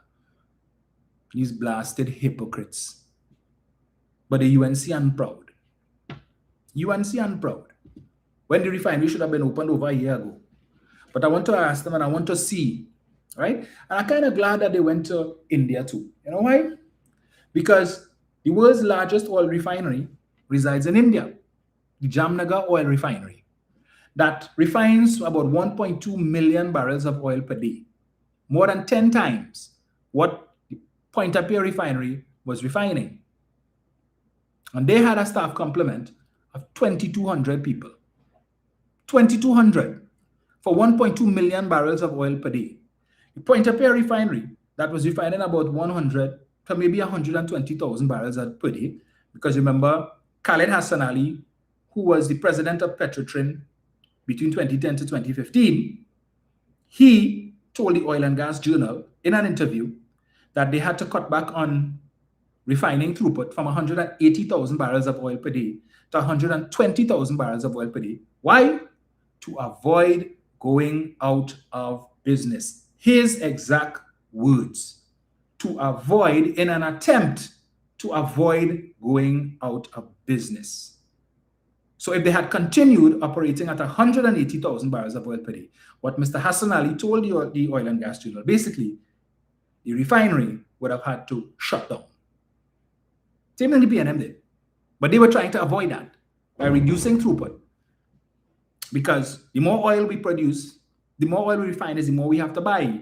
And given what the margins were, we would have been suffering even bigger losses, and therefore the refinery would not have been able to sustain that, and we would have had to shut it down, put it out of commission. Same thing the PNM did. So at 2,200 persons, 1.2 million barrels of oil per day, the Jamnagar oil refinery. So Petrotrin had about what, 5,000 people? Okay. Let's see what is going to happen. Should this Indian company decide to come and reopen the refinery, if they're going to hire 5,000 people, if they're going to rehire 5,000 people, are they going to bring Indian nationals here to run the refinery? Or are they going to hire locals? Because remember when the PNM bring any outsider, the bald-headed buffoon, quick to jump and do Douglas politics and talk about, we have so much qualified locals here. And the supporters coming on social media, so what, they could not find a local? We have so much locals here, they couldn't get them the job? Why they had to bring people from outside?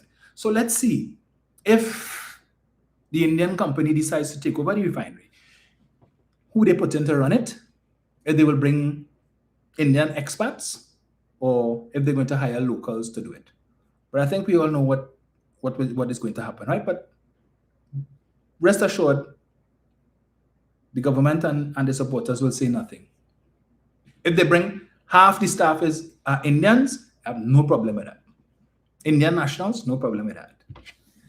No questions about whether or not they couldn't find locals. No. That's only an issue when the PNM is in power. Then, he made mention of the Dragon gas and referenced an interview that was done by the head of Shell, who said he hoped that Dragon gas could be flowing to Trinidad in about 3 years. Hoped. And Mr. Munilal says, well, everything on board, the license is still in place, the OFAC license, which is about, let me see, October, November, December, January, almost halfway through February. So we have about a month and a half left on it, right? No word. None of the KPIs have been met. I remember that was a prerequisite, a requirement for them to get an extended OFAC license, that they had to achieve certain milestones over the course of that 6 months, and they have not achieved any as far as we know, right? Now, the president of Venezuela, acting, but she's not really acting, she's just sworn in, she's the president. Delcy Rodriguez has announced that the Venezuelan energy sector is open for business and open to all multinationals, all international energy companies. So Shell said, well, we are an international energy company, and we were involved in negotiations for this Dragon gas, and we really don't want anybody else to come in and huff us, given the amount of work that we've already put in. Maybe probably spend some monies too. So if they're open for business and they invite in everybody, well, hey, let's give it a shot. So it appears, based on what Mr. Munilal said, that Shell is doing their negotiations, or may be doing their negotiations with Venezuela, maybe. But the terms, if that is the case, it means that the government of Trinidad and Tobago has capitulated in this whole arrangement. All right? They are not involved. So this, if there is any negotiations taking place, it is between Shell and Venezuela, not Shell, Trinidad and Tobago, and Venezuela. So Shell has now become our proxy because Delcy don't want nothing to do with Kamla. She wants nothing to do with Munilal. She wants nothing to do with the government of Trinidad and Tobago. Her government wants nothing to do with them. The National Assembly of Venezuela wants nothing to do with them. The Supreme Court of Venezuela wants nothing to do with them. Hence the reason Mr. Munilal has not gone to Venezuela. Mr. Sobas has not gone to Venezuela. In fact, they've not sent anybody to Venezuela to speak to Venezuelan authorities with respect to Dragon Gas, Coquina Manaki, and Lauren Manatee. Nobody. And all of these, and contrary to Mr. Munilal saying at this post-cabinet press briefing last week that nobody ever said that that the contracts were cancelled. So he said. Let's see if I find that here. Let's know. Give me 1 second here. He said that. Nobody said that. Don't know where that came from. That was a figment of our imagination. We make that up. Right? That's what I'm mad people. Just now. Where is it?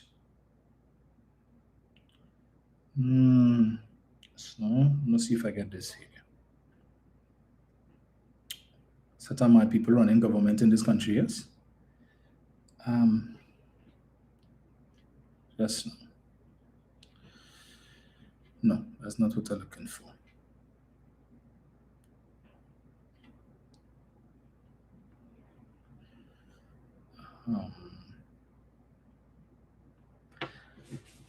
Let me see. I recall him criticizing the Venezuelan authorities for canceling the just now.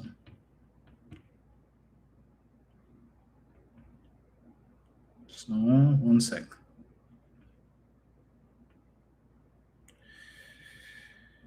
I really had a right. Munilal, Venezuela decision to end natural gas contracts hypocritical. December the 16th, 2025. Energy Minister Dr. Rudal Munilal is rejecting Venezuela's claims that TNT was complicit in the seizure of an oil vessel transporting Venezuela's oil last week, and he's asking its government to direct all their complaints to the US government. Munilal made the comment in a WhatsApp voice note yesterday in response to questions from Guardian Media after the Venezuelan government announced it had terminated all natural gas contracts with Trinidad and Tobago. The announcement seemed to be a response to the US military's seizure last week of oil tanker Skipper off Venezuela's coast, which the Venezuelan government denounced. I have taken note of a statement purportedly issued by the government of Venezuela.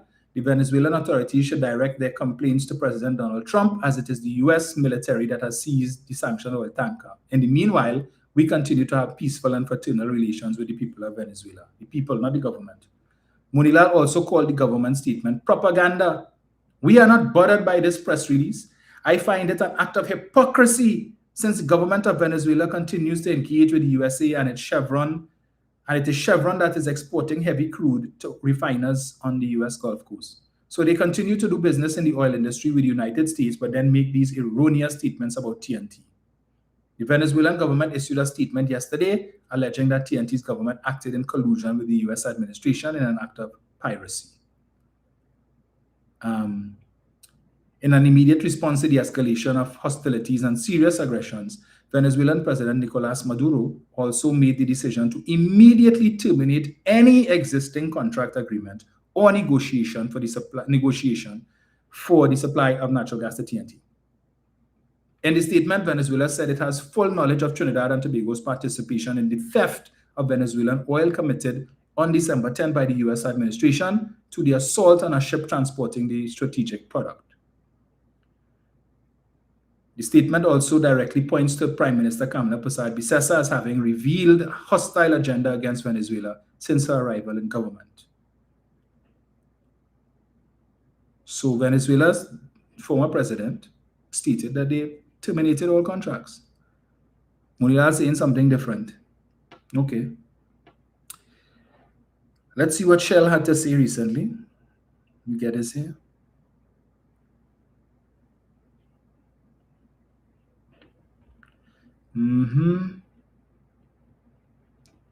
Yes, no. Right.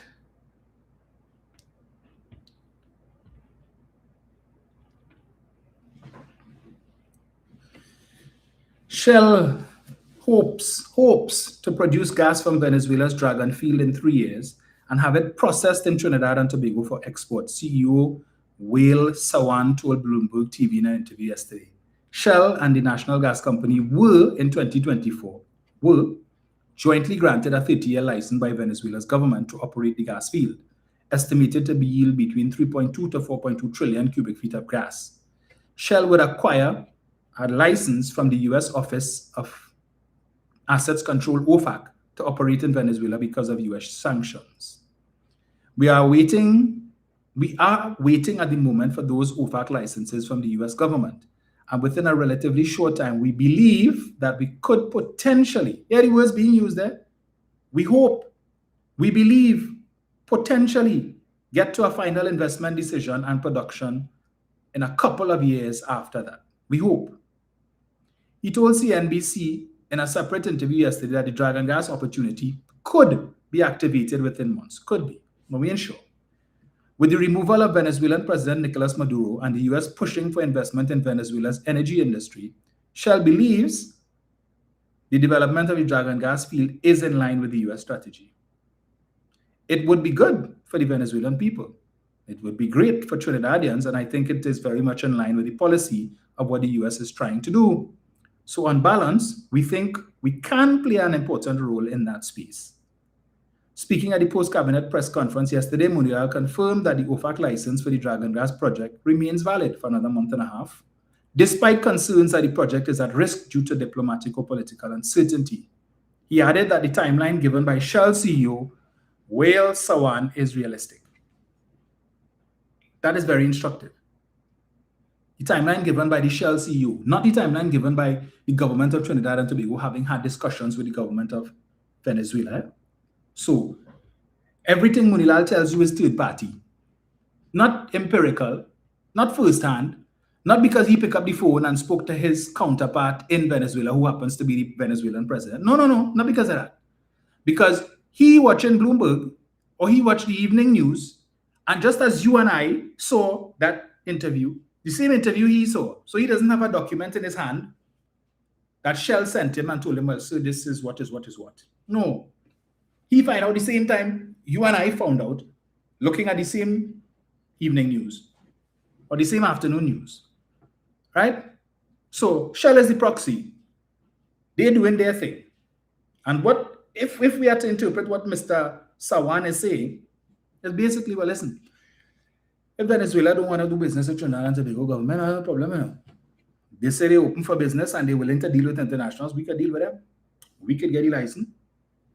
We work out a deal between them, us, and the US government, and we will just use the facilities in Trinidad because it's closest to process the gas, and we will sell it wherever.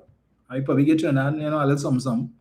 Nothing close to what the original agreement contained. All right? Because it's a different dynamic now. Remember, the OFAC license that we had gotten under Stuart Young was an OFAC license for an arrangement between Venezuela, Shell, Trinidad, and Tobago. All right? Those three parties. The OFAC license that we got under Munilaal and Kamla is Shell, Trinidad and Tobago, Venezuela, and the United States. 4 parties under the one they have now versus 3 parties under the one that Stuart Young had. Big difference. So now instead of the profits being shared 3 ways, it has to be shared 4 ways, which means the other 3 who were there before, everybody getting less. And now, with Venezuela saying they want nothing to do with us, and they're not dealing with Trinidad and Tobago government, they probably don't have an issue dealing with Shell. Okay? Shell saying, well, all right. Well, Trinidad and Tobago has the equipment, they have the infrastructure to process the gas, so we can negotiate with them. When we sort out and we have an arrangement with them, once they get their money, they're good. America, they get some monies too. But now Trinidad is the outside man. Right? So it's a love triangle, Venezuela, Shell, and the United States of America. And Trinidad and Tobago has now become the outside man. We are the outside looking in, and we hoping we get a little some. We hoping Shell say, come now, come true. That's where we are right now. So your government cannot tell you, we spoke to the Venezuelan authorities. They can't tell you that. All he could do is repeat what he hear on the news. Same thing you heard. So it's better TTT give him a spot and he can read news. It goes on. There is an agreement on that project with the government of Venezuela and TNT. He says there has been no indication by any party that they wish to repudiate or terminate that agreement. There has been no indication by any party, meaning Trinidad and Tobago, Venezuela, government, and Shell, that they wish to repudiate or terminate that agreement. So what did I read before? What did I read before? No indication from any party that they wish to terminate the agreement. Are we living in Twilight Zone? Because it wasn't just December, the 16th of December, less than 2 months ago, Maduro was still in charge. And the woman who is now the president, who was at that time the oil minister, the energy minister, she would have told Mr. Maduro, hey, cancel it. She is now in charge. She is in charge. So when this man, who is our energy minister, could come and tell you there has not been any indication by any party that they wish to terminate the agreement. Clearly, the minister thinks he's talking to the fully dons. Apparently, he seems to forget that the internet is forever. And we all know what was said. We all are aware. Just before Prasad Bisesa, just after she was made persona non grata, this development took place. And they went from suspending the contracts to terminating, bringing to an end. We want nothing. We rip it up. The same way she ripped up the WASA transformation plan, Prasad Bisesa, same way that she rip up the agreement. The one that Munilal couldn't find in his office as minister, because he went in and he said the only thing that they have in the office, in the ministry, is in Spanish, and didn't know that because Venezuela owns the gas and so on, that the agreement based on the law had to be written in Spanish. He didn't understand that. So it's no wonder he could say something like this. The stakeholder for us is Shell, and they continue to do a lot of work involved in it. We are in negotiations and discussions all the time with Shell, not with Venezuela. Not with Venezuela. So understand, while they come in, oh yes, Dragon, because I see the Douglas this morning do a live and talking about Dragon gas is alive and well again, and Dragon gas going to flow in 3 years, and all pay him. And the PNM vex and all of that, because thanks to Kamala Prasad Bisesa that she could do what the PNM couldn't do. Well, the PNM could do what all you can't do. Stuart Young could pick up the phone in the morning and he could call Delcy and have a conversation with Delcy. He could do that. Munilal can't. Kamala can't. Right? The Douglas can't. None of all you could do that. The PNM could do that. Okay? Stuart is still very much respected and he could pick up the phone anytime and call Delcy. Which is what you all need to do. So right now, just like all of this society, use the wingman. But talk to the girl for me, by trying to talk to the girl, but she ain't giving no forward. Talk to the girl for, and that's that. Shell is the part he telling Shell, talk to the girl for me now, boy.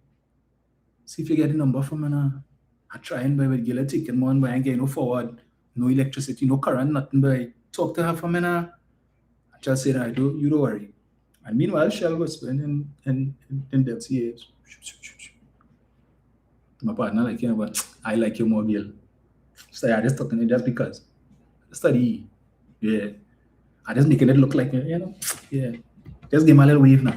You give me a little call. Play with the ego a little bit, but yeah. Don't worry, I can handle it. That's where we are. So we just take it whatever Shell tell us. So if Delcy say, well, here what? I given already license. Shell that is. But I can't no dealings with Trinidad and Tobago.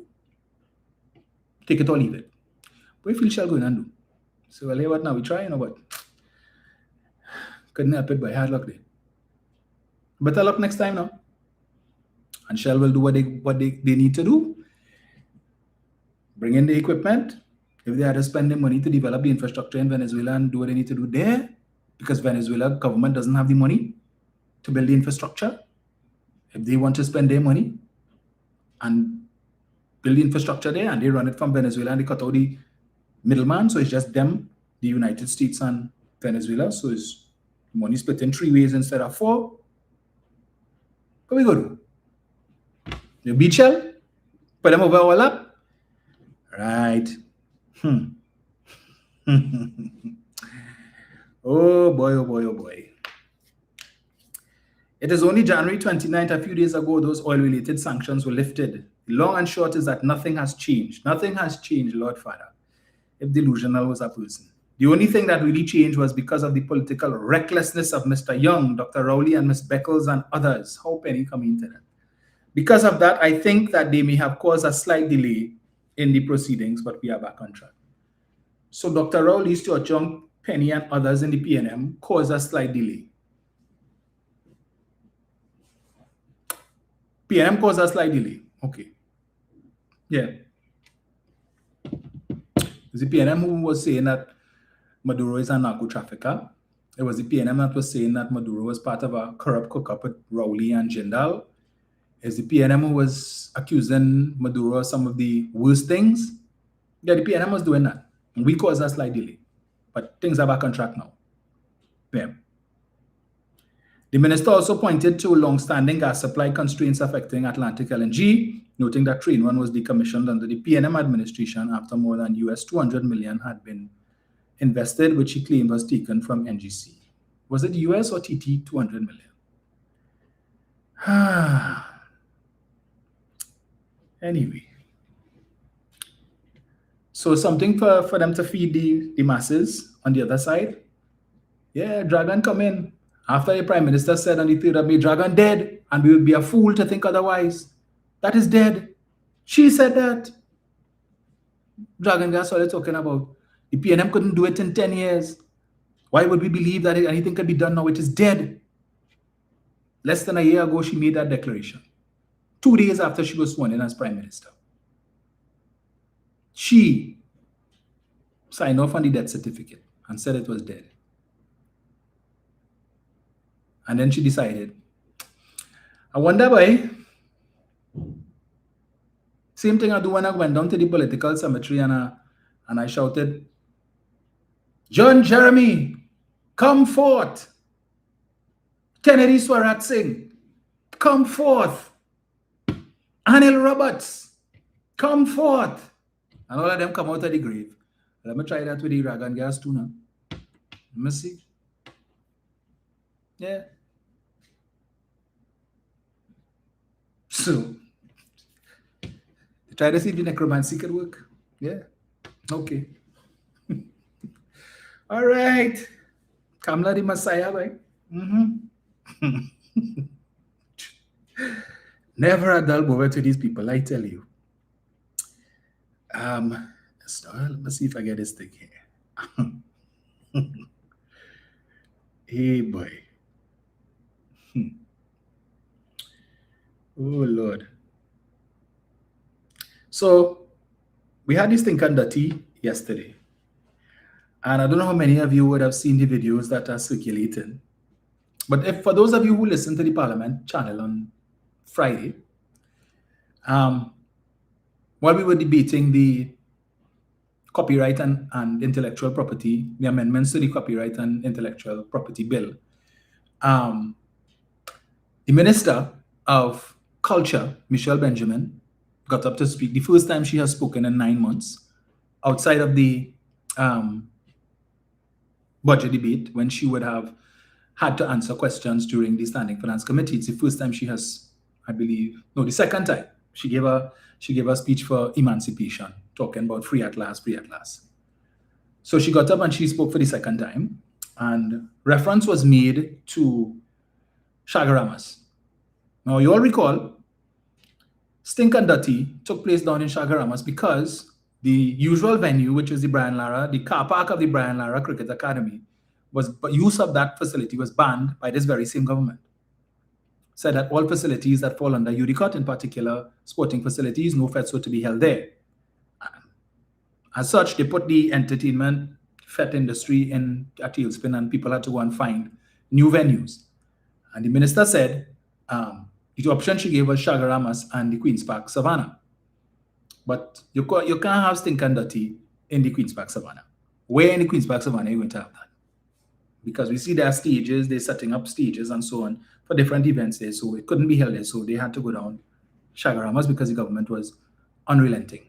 Well, we know the challenges that present itself with Shagaramas. This is not the first time you've had fets down there, but fets of that nature, because I understand Stink and Dirty have between 15 to 18,000 people in attendance. Right? It's one of the biggest fets. And again, I stress the point, it is a fet that is promoted by 2, 3, 4 persons of African descent. Okay, successful business people. You can say the carnival is in safe hands in the African community. Okay, so kudos to those guys. But anyway, so they went down Shagaramas, and we know the traffic woes. That is one way in, one way out. The UNC knows this. When they were in office in 2010 to 2015, in recognition of that, when they were giving away land leases in Shagaramas to all and sundry, except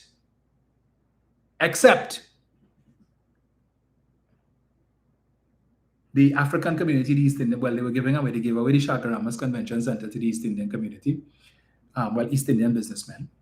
But they were giving away lands at peppercorn rates, as we know, in Shagaramas to members of the 1%, who got the most: the water park, the petting zoo, the man who got the 100 acres of land to plant onions for export, and then the next thing we see a restaurant pop up named UPIC, right? And then when Dr. Oli and the PNM came in, they took back 50 of the 100 acres and set it aside for the young people of Trinidad and Tobago to engage in agriculture through the Youth in Agriculture Homestead Program and the Shade House Program, right? PNM took it back, half of it, and gave it to the citizens, young people, who were doing human service down there, those who didn't have access to land, but who had access to that facility, Shade House, and they were growing their crops and selling it and making money.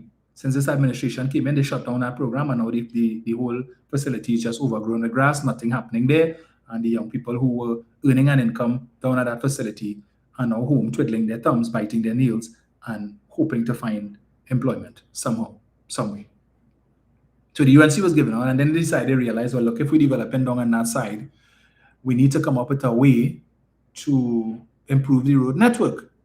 And there was a proposal to build a causeway from Shagaramas to the Port of Spain waterfront at a cost of $10 billion. But then they were voted out of office, and that never happened. So I don't know if it's part of their national revitalization program that they are going to possibly consider this time around revisiting that causeway, which will probably cost 20 or 25 billion now, because we know things work with UNC. So they went down there, and despite the minister announcing in Parliament Friday that they had come up with this ingenious traffic plan, and it would take care, they don't have to worry about the traffic, we work it out, we don't worry, all the kinks have been worked out. We met with whoever we needed to meet with, the engineers and so on from this ministry and that ministry, and everything going to work out. So we have the traffic plan, we solved the problem. Well, anybody who went down Shagaramas yesterday would know anything but happened. And clearly, that engineer should be fired. Whoever came up with that brilliant traffic plan, they need to go back to school. Calls to the minister's phone yesterday by members of the media, following on the heels of what she said in the Parliament on Friday, went unanswered. Now, we saw the minister was in Skinner Park. And I'm sure the minister has her phone on her, but for whatever reason, she chose not to answer the phone. Maybe she's accustomed to seeing these numbers come up from members of the media, and she knew why they were calling, so they couldn't get any answer from her. Despite the fact that the member for Diego Martin West spoke to the issue as well. All right? They say, hey, you know what you're talking about. Hush your mouth. We sorted it out. I was supposed to go down there yesterday morning for a course that I'm doing down there. And at around 12 o'clock, I would have gotten a WhatsApp message saying, well, class is cancelled for today because of the traffic, right? The guy who is conducting the course, he left home since 5 o'clock and he's still in traffic. And this is 12 o'clock, so he canceled it. Okay? But I am seeing video footage of, innovative Chinese who saw an opportunity to make a money. So these boatmen, will be doing the little fishing and so on. And these guys who, if you want to go down the islands and you don't have transportation, you could go down by the Island Property Owners Association down Chaguaramas there, and you could board a boat, right? And they take you down if you're going across to Nelson Island, where National Trust has their facility, or you're going down to Mona's Caspery aboard one of these boats. So these guys realize people stranded, they want to go home, water more than flour, we can make our money. So they went up. But this is what I'm seeing here, right?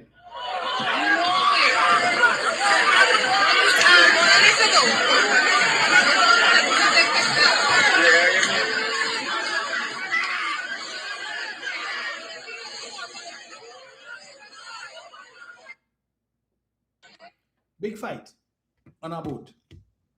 Somebody slam a man in the end, they see a slam a man in the bigger boat or the seawall. Now, I'm sure some of these people can't swim. But your great government that had this great traffic plan that failed spectacularly, like most things that they do, could have endangered people's lives. Because they took a decision to move the FET from the Brian Lara Cricket Academy car park, where there would have been no issues. Yeah, you might have had a little traffic jam going into the place, but certainly you wouldn't have that issue.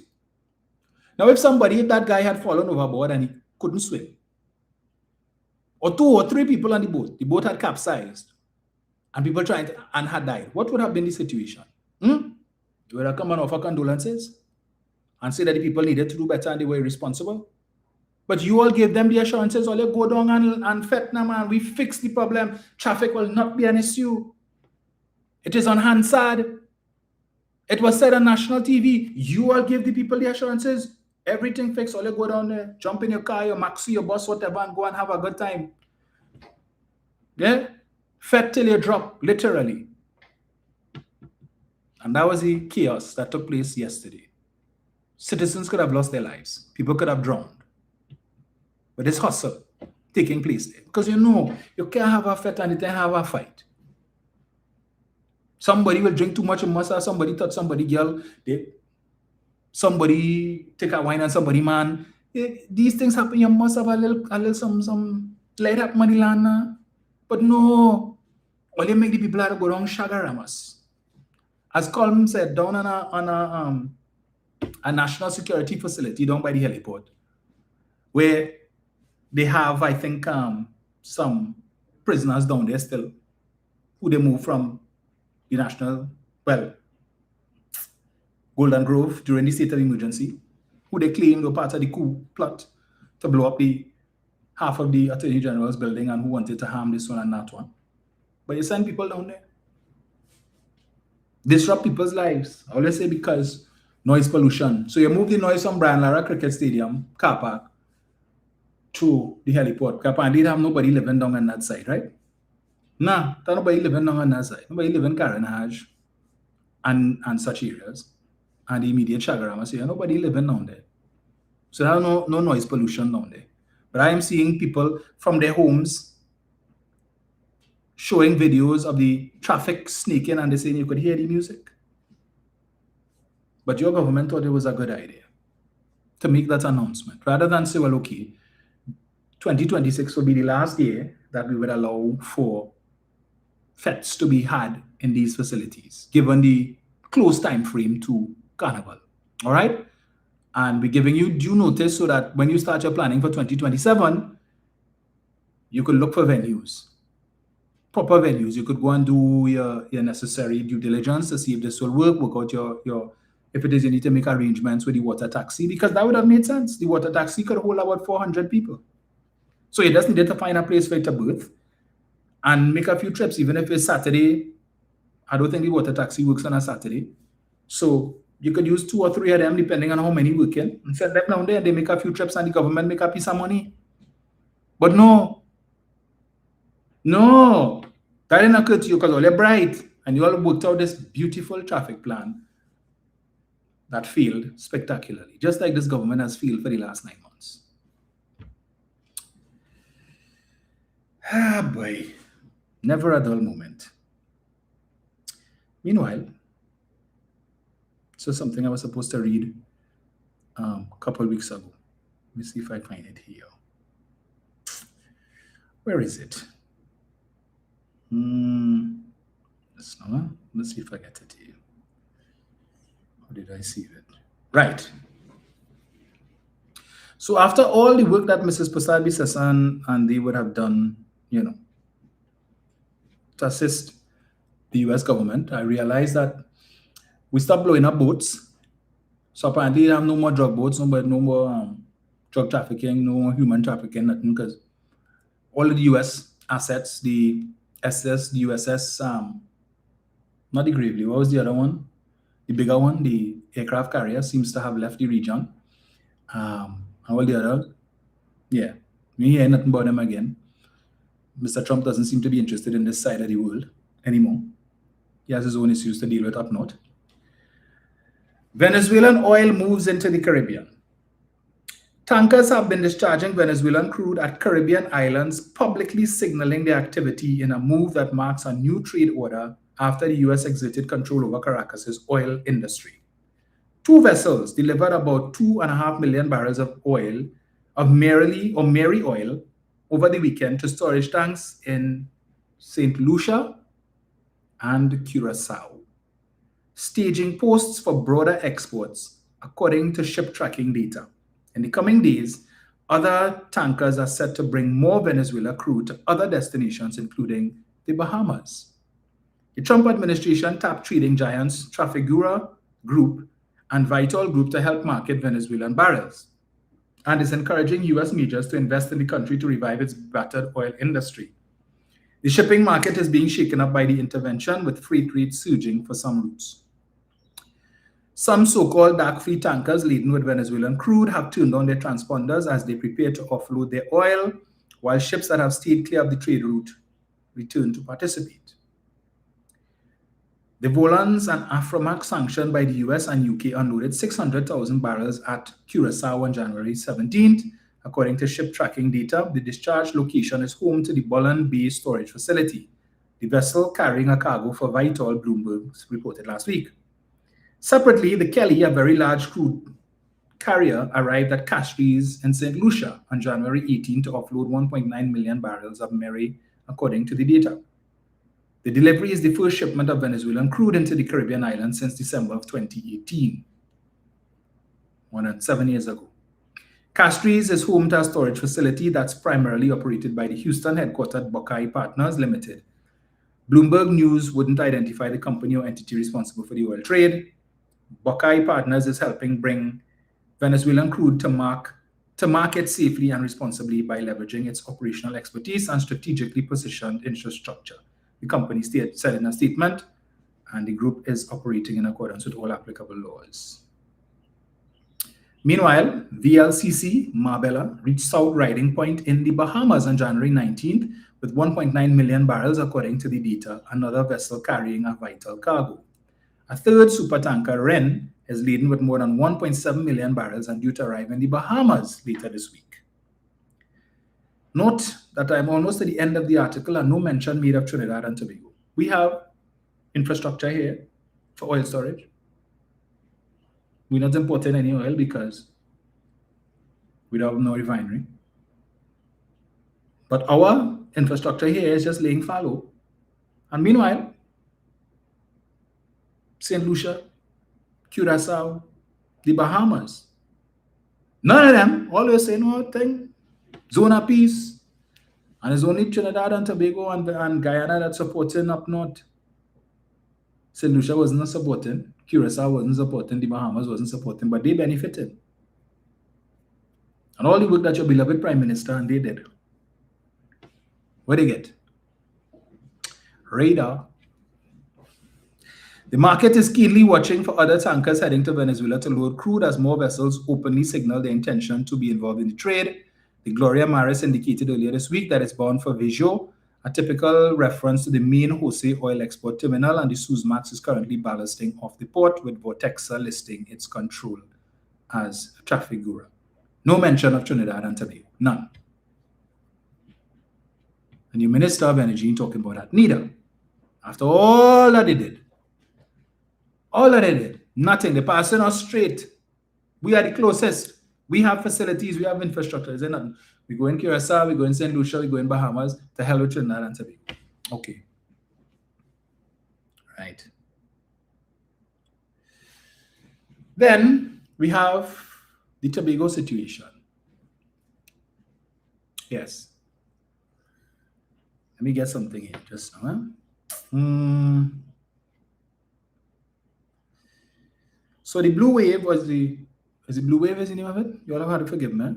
I think that's the name. The new cargo vessel that is supposed to replace the Cabo Star started off on the wrong foot, having crashed, so to speak, and as a result of that, it's been out of commission since. And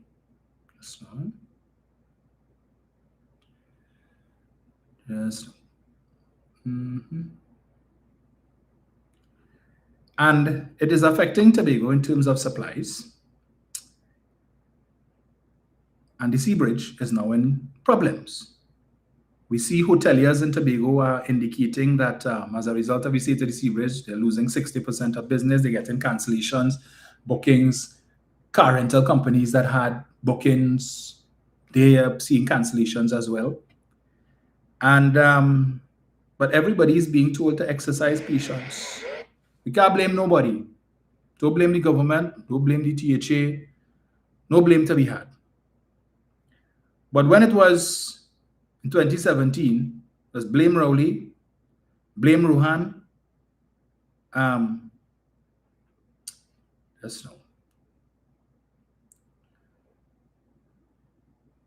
Blame Fitzgerald Hines.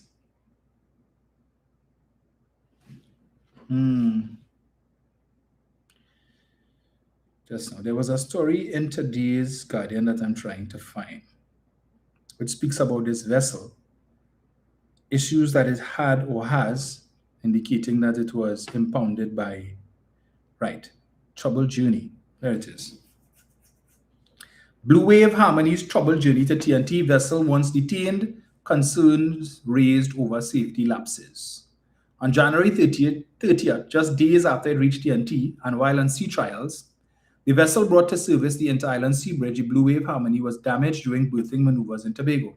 According to reports obtained by the Guardian Media Investigation Desk, the vessel was flagged in 2024 for safety concerns, with the state having to pay $25,500 US a day.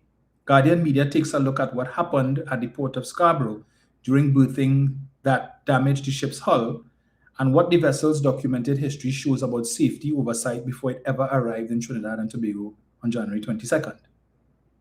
So we are paying US $25,500 a day, even though the vessel is not in use.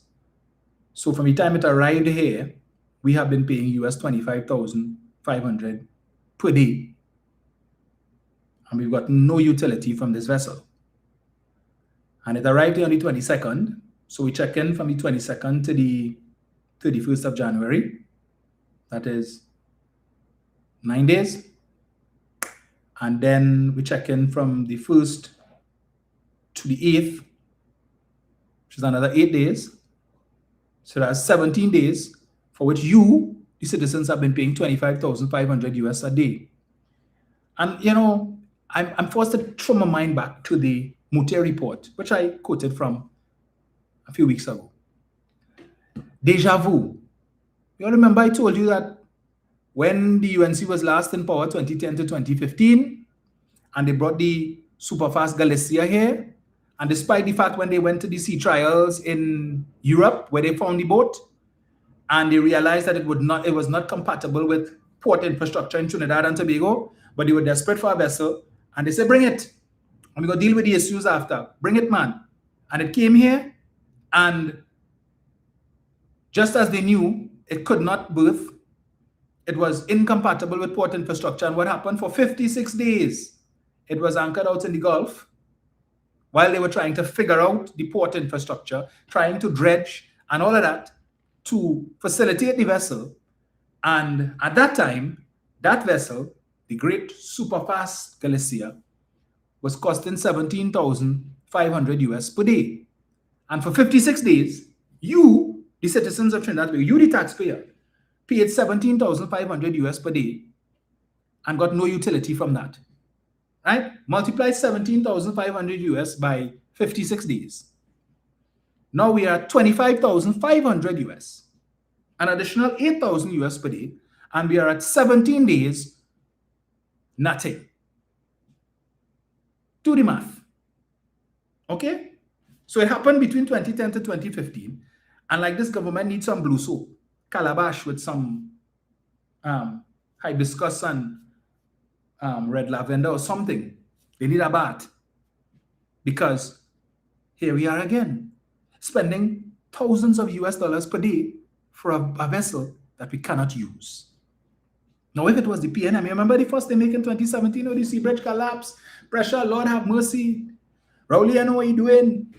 The sea bridge, we hear about our sea bridge collapse from 2017 up till 2025. Until to date, they're still talking about it. They called Jolene for comment a couple days ago to ask her what is happening with the sea bridge, because people in Tobago complaining. And what you say? Well, yes, we've had some issues, but nothing like what we experienced in 2017 when the sea bridge collapsed. So what is this, Jolene?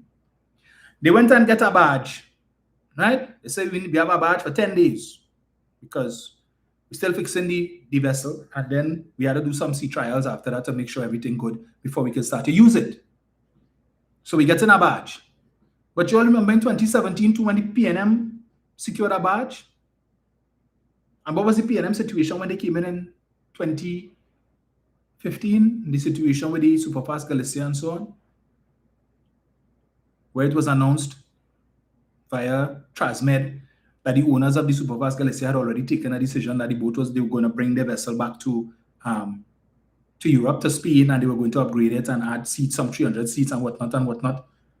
So they were ready to take back their boat, and then some bacchanal happened with who approached the owner and wanted to purchase it, and they needed a 2-year lease so that they could get a loan from the bank to be able to buy the vessel, and all kind of bacchanal. Right? And when the PNM went and got a badge to transport goods to Tobago, remember what was the complaint? Well, it's an open badge and the sea blast affecting the goods. And when we have our cement and we have the sand and we have this and we have that on the barge and it heading to Tobago and the salt water and all of that affecting the goods, all that complaints, you all remember that? They didn't want no barge. Watson Duke, when he swam from Tobago, but he didn't swim from Tobago to Trinidad. He swam a little way. And then he jumped on the pirogue, and then they bring him, and just before he came ashore, he jumped back in the water and did a little something, and he swam probably 10, 20 feet. And so he swam from Tobago to Trinidad. And he didn't want no barge. He made a big stink about the sea bridge and how it was affecting Tobago. Where is Mr. Duke today? Farley, who was there with him? Heel on heel. Oh, the Tobago economy in jeopardy because the sea bridge mashed up, the sea bridge collapsed. Where is Farley today? Doing press conference saying, well, there isn't anybody we could blame. We cannot really blame the THA, and we can't blame the government, and we can't blame the ministry, and I have no control over the weather, and I have no control over the wind, and I have no control over the rough waves, because I am not Jesus. I cannot go out and do like Jesus and say to the wind, be still, and say to the waves, be still, and it will stop. I said, what nonsense this man talking? So you want to play Messiah, and Kamala want to play Messiah too? Tuale? This is nonsense. Oh, you can't tell the wind be still and tell the waves be calm, and it will listen. So nobody to blame. These things just happen. All right? But let us be patient. Let us exercise some level of patience with the government. But you all weren't willing to exercise that patience in 2017 with the PNM because the PNM was the enemy. But today, you're in bed with Kamala, well, you're good. So no, let us exercise patience. Bear with us. We're working on the problem and it will be solved soon. Don't worry. Where are US? Imagine, just imagine, remember last year, was it, or year before? It was last year? Yes. When they wanted to stir up Couture and Bacchanal on the heels of the 2.6 billion missing from 2024. And they realized that didn't really go anywhere. And then they came in 2025 and Prasad Bisasa read from the Auditor General's report before it was laid in the Parliament, and they talk about how the Ministry of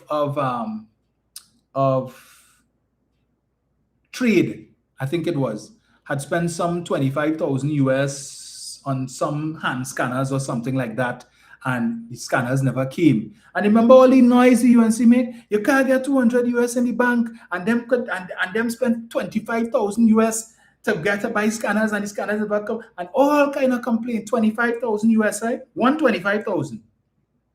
Oh, and this government had to go, Rowley had to go, this PNM can't get US, 25,000 US going down the drain. 25,500 by 17 and counting. 125 they had a problem with. That we spent on the company, some issue with the company, or a bogus company, whatever. We lost 25,000.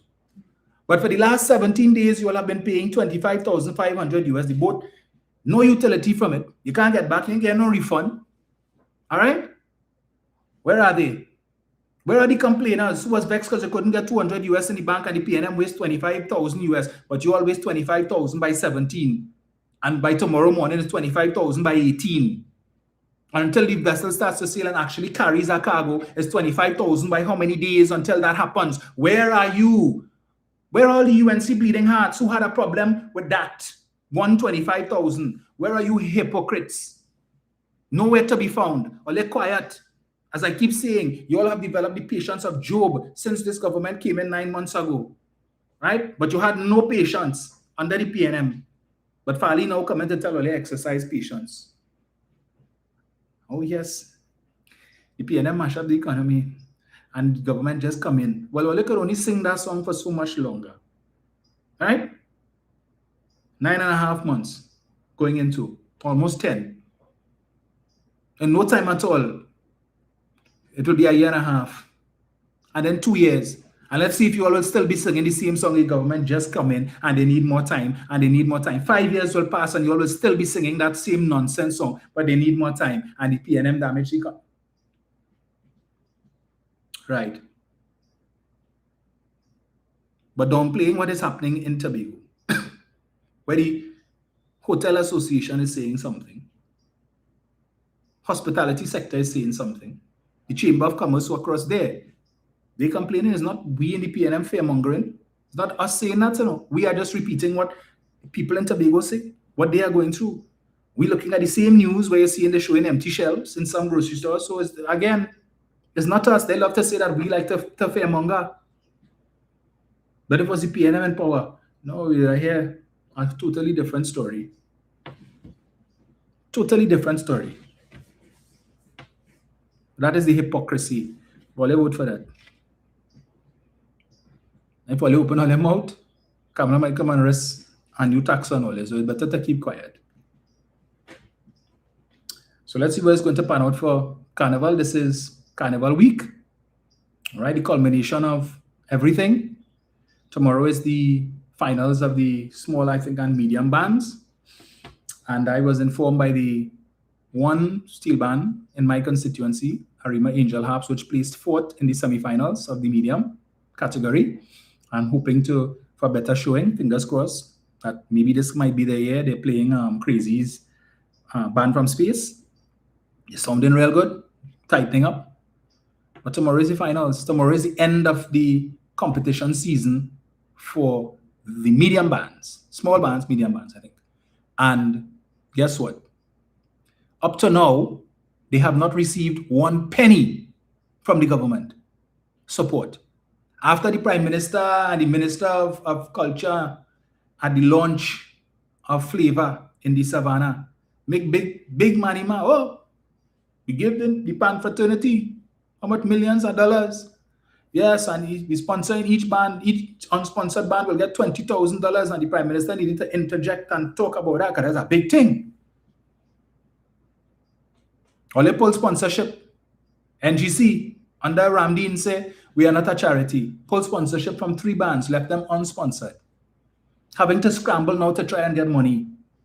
I was speaking to the manager, I think, or the captain of Arima Angel Harps a couple of days ago because they asked me for a little donation because they're looking to see if they could, where they could get money to purchase uniforms for the players and to assist with the purchase of refreshments and so on. Because every night they're there, for hours, to get them a little something to eat, something to drink. And they reached out to me, so I decided, well, let me see what I could do, and I gave them a little something. So I went to give it to them, and he was telling me, he said just this morning I went down to see the president of Pancho Bigo to ask her if she could lend us a 10,000 because we still have a couple of small instruments to get, and we need things, we need uniforms, we need stuff, transport, we need to pay and all of that. So he went to beg Beverly Ramsey more if they could get a loan until the government sends the money for the band. So just imagine that competition is almost done. And up to now, after they make all this sort of thing in the savannah, where they given the Pan fraternity support, not 1 cent has been paid. Not 1 cent, but they love carnival and boasting in the parliament. This is the best organized carnival ever. Based on what? Flavor? Based on attendance at free concerts at the John Cupid Carnival Village? That is what your gauge, your yardstick to say that this is the best organized. Saddam talking in the parliament Friday, over 500 carnival events. Where Saddam? Where that took place? Probably in UNC land, not in Trinidad and Tobago. Because I read the article for him which showed that last year he had over 250 carnival feds, and as of this year, less than 150. So I don't know where he get that from. But coming and putting these ridiculous figures in the parliament on Hansard. Does I tell them anytime I come with that nonsense, I don't let them get away with it. But all these bands struggling, going through the same thing. They're trying to get sponsorship from private sector, and private sector say, hey, what now? We have no money, because you see all these things, all these increases this government drop on us. Increase in electricity rates, commercial rates for businesses. We have to pay landlord surcharge and asset levy and the removal of the subsidy on natural gas and the removal of the subsidy for LPG, the 100-pound cylinders and all these different things. We don't have money. So we reached our quota this year for sponsorship. So hard luck. No help. So they're all over the place begging from pillar to post, like Oliver Twist. Please, sir, can I have some? Not even more, They ain't get nothing. So it's, please, sir, can I have some? Please, sir, can I have some? And so just saying, boy, if you find any, send some my way now because we're in the same boat. But this is the best organized carnival, according to them. Right? And they have made beggars of these steel bands. Oh, but we bring in copyright legislation to ensure that our creatives are protected and that they get what is right, what they rightfully deserve in terms of their royalties and so on. Really? Because of your policy, your draconian economic policy, even sponsorship in the private sector has dried up. And state enterprises telling them, well, because of the change of government and we have new boards, we are reviewing our sponsorship policy, so we can't help all this year. Nothing. So anywhere they go, nothing. So they just have to make do with whatever it is they have. But meanwhile, VIP in the grandstand, oh yes, premium alcohol, top class food. I heard Panorama Semis last week, if you see it, VIP. I gave away my 2 tickets, right? And people who went, they say, when you see the food come and they tell us VIP open, when you go inside, if you see the liquor, thing that never tasted before, whatever you want, you could get. That is the priority. So that friends, family, and financiers who they invite and who they give tickets to could come and eat and drink the best while listening to the sweet sounds of pan from bands that's struggling and owing for transport and owing for this and owing for that. But this is the best organized carnival. Nothing like this in years, because 100 and something thousand people pass through the carnival village for free concerts. That's your government's yardstick. But they care about culture. And yeah, they care about culture. The grandstand empty and will continue to be empty for the rest of the carnival season. But they care. Caroline Sandy is saying they're sponsoring the carnival culture, but wait. Diwali, they're doing it underhand and they say no noise up to a certain time, but Diwali time is noise by the Kuva Casualty Hospital all night. And as you made mention of that, as you made mention of that, the Kuva Hospital, I see where the Prime Minister announced that that hospital will be opened on a phase basis, right? That certain departments will not be opened until they have the staff and the requisite equipment to be able to open these different departments. And this is what the PNM was saying. This is what the Nurses Association was saying for the last 10 years, that staffing was a main issue. Yes, you could open the hospital, but you need doctors, you need nurses, and you need technicians who are capable of operating the various pieces of equipment. You don't just hire somebody and say, come, operate that. No, you need people with training or people who need to be trained on how to use the equipment properly. Otherwise, it will probably be constantly breaking down because people don't know how to use it. You have a shortage of nurses in the existing hospital network.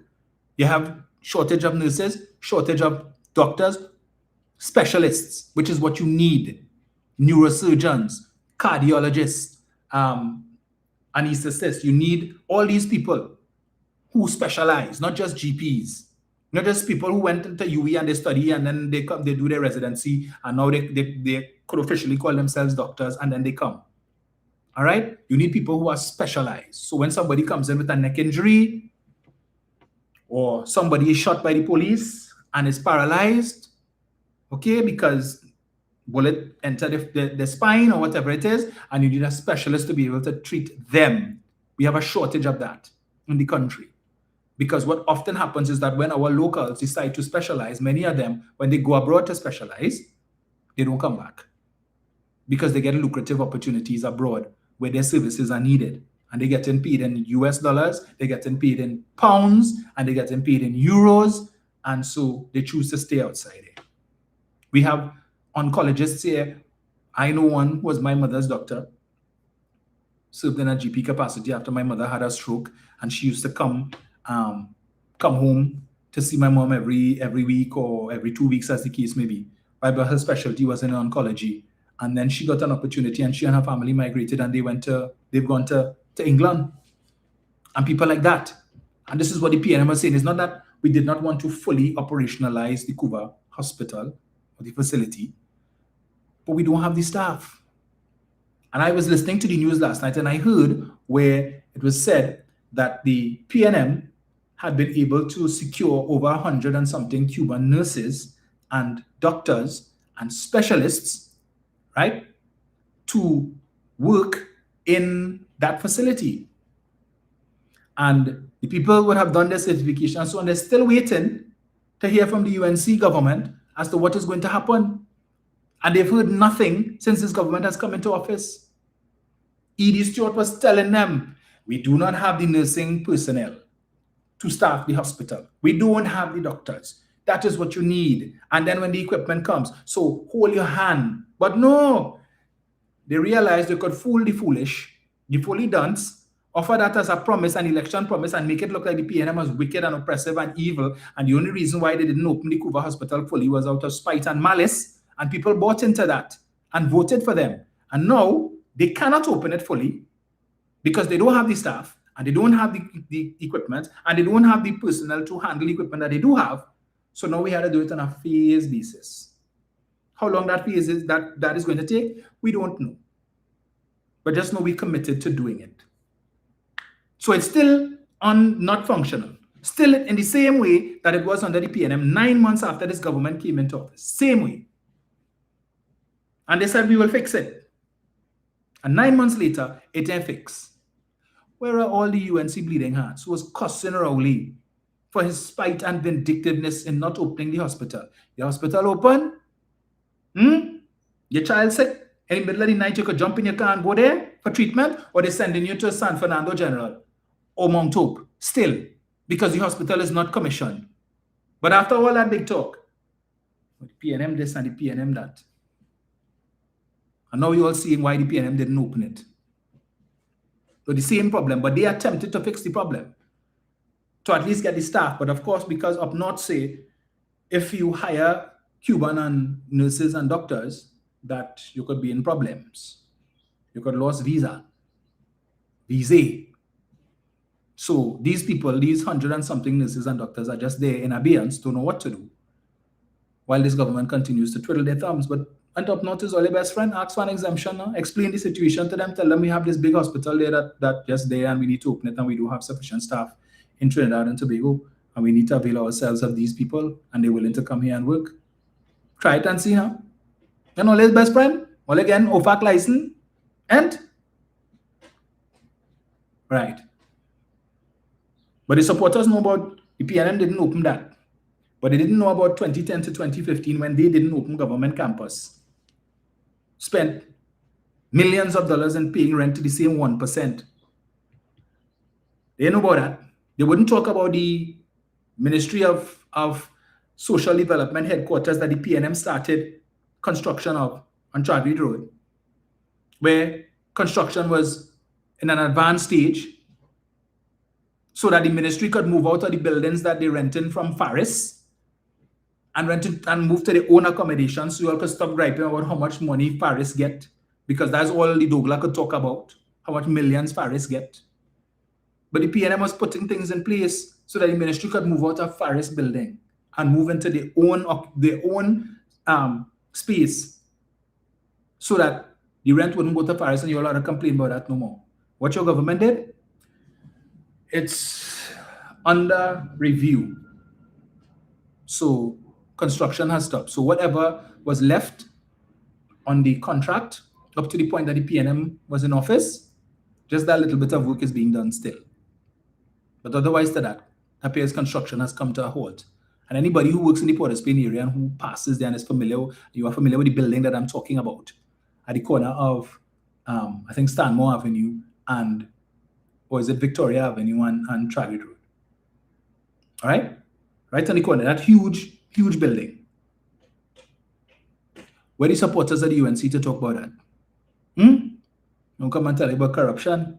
But there have been no allegations of corruption in that contract. None. 9 months later. Same thing they did. They're so care about the poor and the destitute. The PNM started to build a facility down on South Key for all the vagrants who sleeping on Independence Square and all around Port of Spain and environs, so that they could have a proper place to rest their heads in the night, and they don't have to come and lie down in front of Republic Bank and Royal Bank and mess up the pavement. What did your government do when they came in? That too is under review. Construction stopped. Well advanced, but stopped. What are they doing? Right. We're talking about spite and vindictiveness on the part of the PNM, but don't know about it under the UNC. Construction was supposed to start on the headquarters for EBC in St. Clair, behind the Ministry of Foreign and CARICOM Affairs. Contractor awarded. Contractor on site. Equipment mobilized, ready to do the work. This government came in, what they said? Project on hold. It's under review. Meanwhile, you continue to pay rent for Scott House on Frederick Street, instead of constructing a building so you could stop that rent and save millions of dollars for the taxpayers. They were supposed to build a new headquarters for NLCB up on Pembroke Street. That's all on hold. But you know what? Playway today. Yes. February the 8th. Go to your nearest Playway booth. And you could play a mark. We gambling on Sunday now. When people are supposed to be in church, they stand up by the Playway booth. I'm gonna see if I win our money for to put in the collection. Yeah? Lord, you know my heart. I ain't gambling just because because I want to make sure I want to give you a decent collection this Sunday. So let me win now. I put in $20 on 15. Yeah, man, Lord. Yes. If I win, I'll put something decent in the collection, please. Yeah. So when you're supposed to be in church, everybody now want to go to mass on Saturday evening. So Sunday morning they're free to go and gamble. Your government thought that was a good idea. Ah, boy. Macho says go and pray in church for the mark. Oh boy. Let me see. PF Cutters is saying, I wonder if this supplemental petroleum tax at 12.5% is still the in the conversation with Shell and Venezuela's UNC clearly show they can't negotiate in the best interest of negotiating. Yeah, true. Good question. I am seeing there's a possibility that we could end up being royally screwed in that whole arrangement, right? Because, as I said, the new OFAC license, the 6 months OFAC license that is 4.5 months old, is not the same one. The terms and warranties of that OFAC license is not the same as what existed previously, right? Because Mr. Trump wants a share of it, and he did. When we read what was reported, the number of U.S. companies that will now be part of that whole enterprise were not there under the OFAC license that the 2-year OFAC license or the 3-year OFAC license that the PNM had secured, right? So which means that the earnings, because remember it was supposed to be a profit sharing thing. So the earnings that we would have gotten is diluted. But they're not talking about that. Yes, and the IMF is here to do their review, right? I think they met with the opposition sometime last week. And Tanku is saying, well, they met with us and so on, but we are not going to take any prescriptions from them, and they will not tell us how to run the economy. But Dave, the things that you all are doing, tax school, the IMF don't even tell all that. The IMF probably tell all, hey, you're a little too harsh there with that one. So you come in to give the assurance that, well, notwithstanding, the IMF just doing what they're supposed to do and doing their work, but we will not be taking instructions from the IMF. Really, Dave? Well, if all you're not taking instructions from the IMF and you all have implemented what you have in the last 9 months, you might as well. Might as well. Because up to now, look, they hired, and there's the thing I don't understand with these people. These programs that they're trying to put in place to replace CPEP. So they hired 220 people in December for 3 months. 4 fortnights have gone. They paid 1 fortnight. So they owe these poor workers for 3 fortnights. As I said in the parliament, since that program came into being, all of us in the parliament have been paid twice on the opposition bench and the government side 4 times. Because they got their parliamentary salaries twice and they got their ministerial salaries twice. And these poor folks not earning anything close to what our parliamentary salaries are. But you can't pay them. The small money, you can't pay them. And they need it. The government has money meeting money. Their money can't done. When we see the type of nice vehicles that they drive in, right? See, pass up on Abercrombie Street and you will see. Pass down St. Vincent Street on any day that we have parliament and you will see. Prado, Fortuna, Mercedes, Audi, you name it. But these poor workers can't get paid. All right? 4 fortnights. You pay them for one. You come with another program now, 1 month, to clean up the place for Carnival. So in December, for the 220 people, you ask the opposition, each member of the opposition, to provide you with 2 names. So 13 of us, that's 26 out of 220. Okay. Now, you come to hire 1,000 people, I think, for 1 month, and you ask the members of the opposition to provide you with 3 names. 13 of us, that's 39 people from the opposition, and the rest from the government. Equity, yeah. That's what they call equity. Give the opposition, give the PNM 39, and the next 900 and change we will keep for ourselves. Because you had to pacify your people, because they vote for you and yeah, they vex. 1 month. That's how they operate in. Right? So hopefully they will pay these people on time. They can't pay the others on time. Okay. But CPEP was bad. CPEP was corrupt. URP was corrupt. But now you're seeing the impact that these entities were having on the environment. Right? Grass, overgrown, bush all over the place. So you're trying all kind of thing. Trying to get free labor off of these people. Meanwhile, you're all enjoying. I see where Jolene John come back to China. They went to China. They went to the UAE. They went to Oman. I think they went to Bahrain, Dubai. Talk to everybody under the sun that they could see to convince them to come and invest in Trinidad and Tobago, this revitalization plan. This is after they held a launch at the Diplomatic Center for the local businessmen. After you make all that, you went to all these places, you come back to Trinidad to again do another presentation for the business community in Trinidad.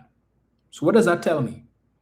It tells me that people are not buying into this revitalization plan, despite your best efforts to convince the country otherwise. People not buying into it. And you come back to now to beg the same business people who you're oppressing with landlord surcharge, increase in natural gas price, increase in reducing increase in commercial electricity rates, increase in NIS rates. So the businessmen now have to pay more. They're 2/3. Their profits are already being negatively impacted by all the other things that the fees on the port and all of these other things, fines when it is that their vehicles, if their workers, if the vehicle get a ticket or whatever is the case may be. So all of these additional charges that they have, okay? But you want them to spend their money to build things for your revitalization plan. So I see Mr. Chin, owner of Movie Town, who had previously submitted a bid for the lands at Invaders Bay to build his Streets of the World. I read a couple of days ago where he would have submitted a revised plan. Now, as we know, he has been a defender of this government in recent times. He has had nothing good to say about the previous PNM administration. Remember, it was under the last administration that it was publicized that he was owing the state millions upon tens of millions of dollars in taxes. Don't know if that situation has been resolved. And then he was owing, I think it's the Port Authority, some money in rent for the Movie Town complex there. And remember, they sought to move in and take control of the facility and all that. So I don't know if it is the hating on the PNM for that. But yeah. But the same land at Invaders Bay is where this delegation from the UAE, they took them a week before when they came here, carried them down in the back there to show them what the revitalization plan that we saw.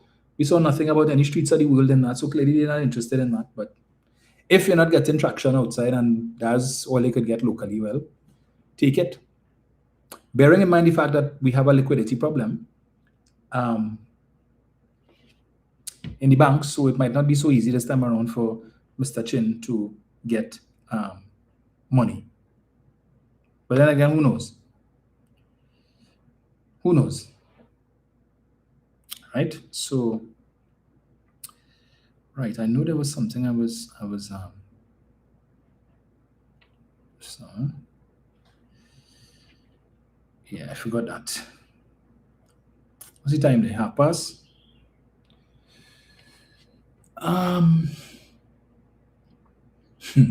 Mr. Castle is saying no shame in taking a scholarship from from benefactors of the African Caribbean descent, but have a lot of racist negative things to say about Africans. So true. So true. Allow the African children not now. Now you all boasting, you all getting the lion's share of the national scholarships and the lion's share of the open scholarships. So come allow the African youth to get something now. Is everything so? I tell you, boy. Never a dull moment. Right. I was reading and I got distracted.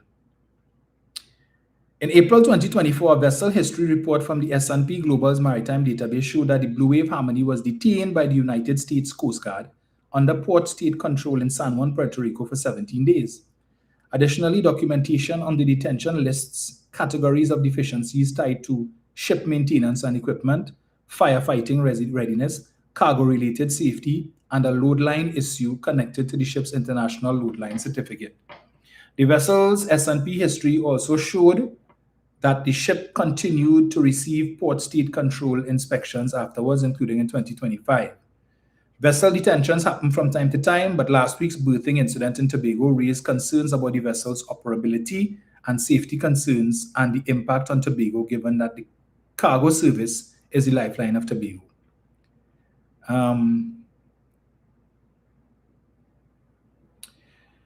Let's see here. And then it gives a whole long list of its issues. Defect summary. Last week, Guardian Media's investigation just raised the issue of the vessel's history and detention with Works Minister Jolene John, who explained that situations of this nature are not uncommon in vessel operations. She said that detention is only lifted once the deficiencies identified have been fully rectified to the satisfaction of the inspecting authority, and once all required reports and verifications have been duly completed and accepted. She pointed out that public port state control databases typically list deficiencies identified at the time of inspection, but do not reflect the corrective actions implemented, the resolutions achieved, nor the preventative measures subsequently adopted, which can sometimes create concern if taken out of context. These people have a plaster for every sore.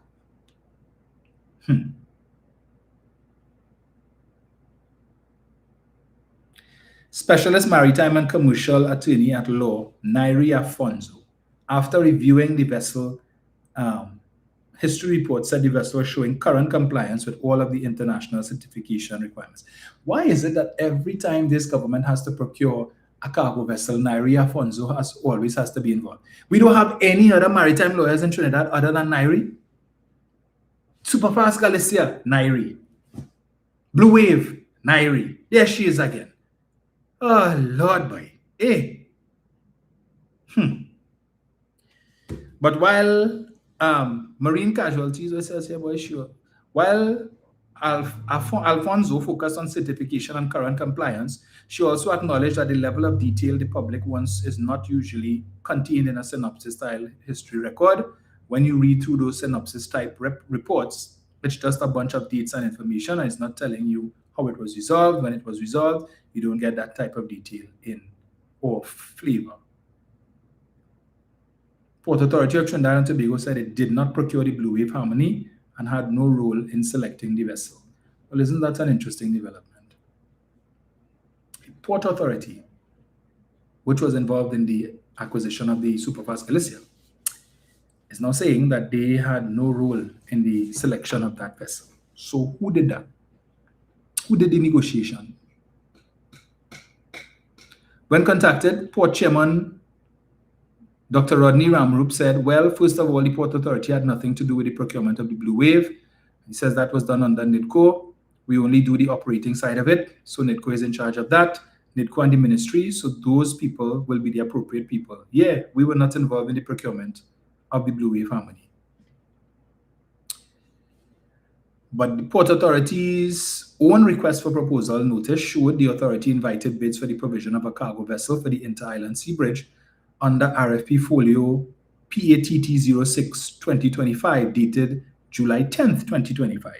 The notice stated interested companies could signal their interest between July 11th and Friday, July 25th, 2025, and that sealed bids were to be received by 10 a.m. on Wednesday, September 10th. Questions were sent to NIDCO Chairman Neil Duki via email, and he acknowledged receipt and promised to respond, but there has been no response before publication. Why are we not surprised? However, a NIDCO official familiar with the procurement process who asked not to be named said the decision on which agency sends out tenders depends on what the government wants procured and which entity is best placed to run the process. The official said ministries and state agencies can choose to use NIDCO because NIDCO is doing so much procuring for the government. They have used NIDCO in the past to do the procuring program, but the authority can also, Port Authority can also be approached. Right.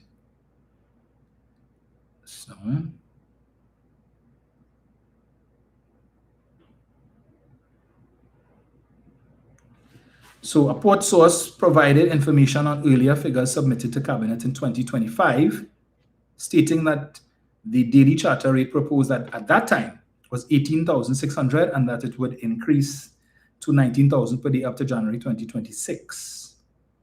The port source, who did not want to be identified, said an offer under consideration at that time included a substitution for the Cabo Star with the MV Sailor at US 19,000 per day with a guaranteed period covering 2026 to 28. The port said MV Sailor was described as larger with a passenger capacity of 120 compared with the Cabo Star's 100, but concerns included the length of the guarantee period. So we went from 19,000 a day to 25,500 a day. Right. Let me see. Let me see here. Every deal this administration makes is blight.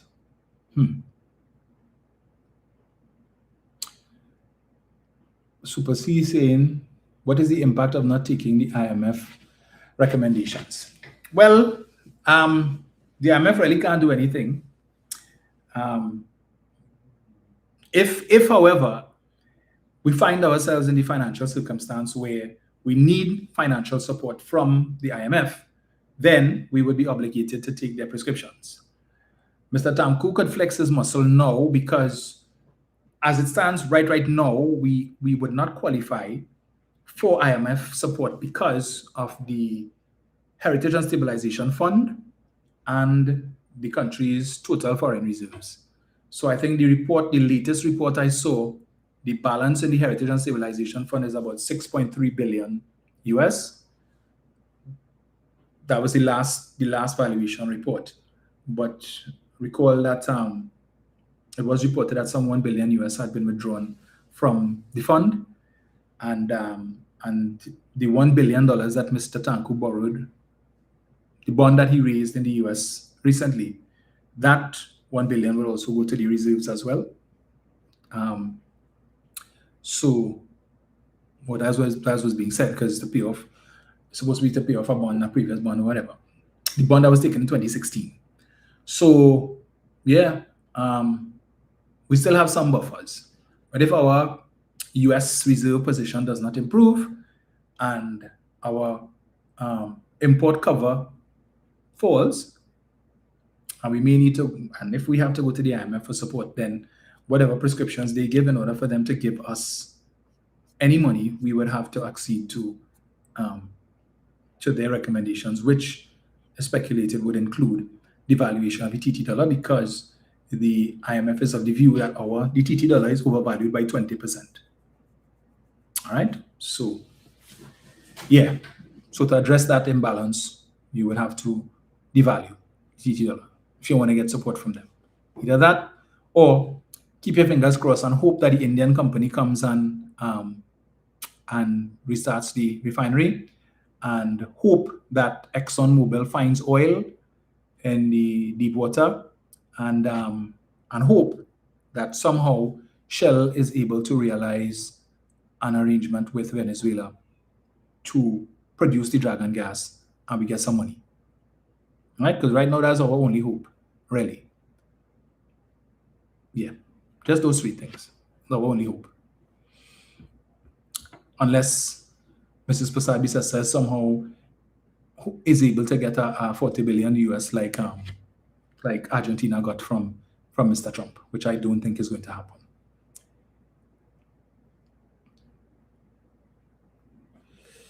Yes, David McIntyre is saying 1 billion he borrowed, 6.5 increase rate, done trumpeting as a win. Exactly.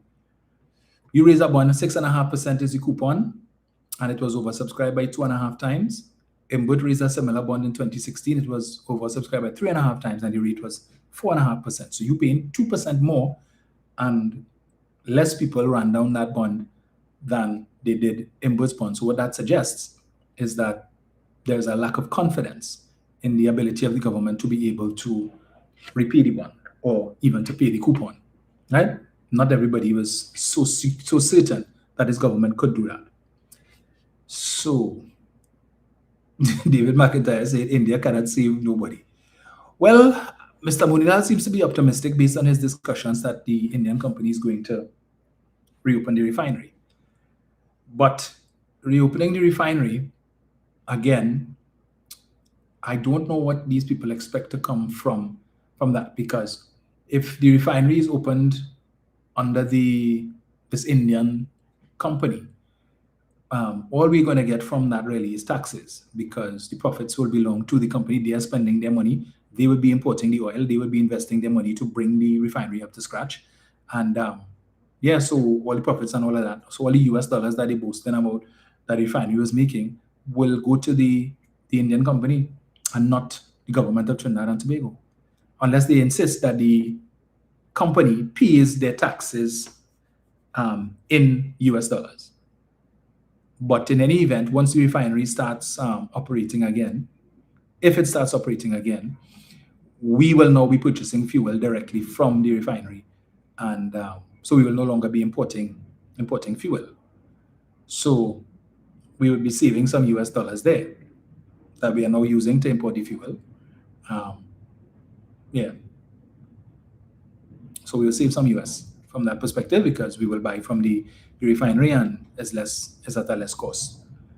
Will that result in lower price at the pump?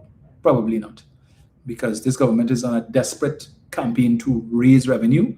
So I don't see them doing anything really to be able to cut the much needed revenue. Because remember, they still win the public servants. As we read last week, the PSA has indicated that they did not agree to the non-cash offer being made by the CPO, all right, with respect to their back pay. So the government still has that liability of back pay and these new salaries to pay. The 10% salary increase to pay as well. So right now, they're up a gum tree.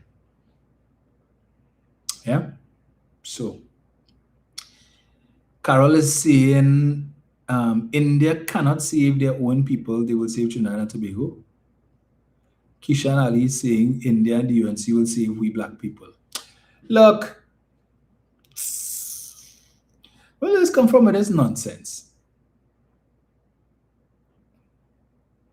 Yeah, India will come to save all it. You ever see the slums of India? They'll come, look. Same India that was supposed to nuke Venezuela.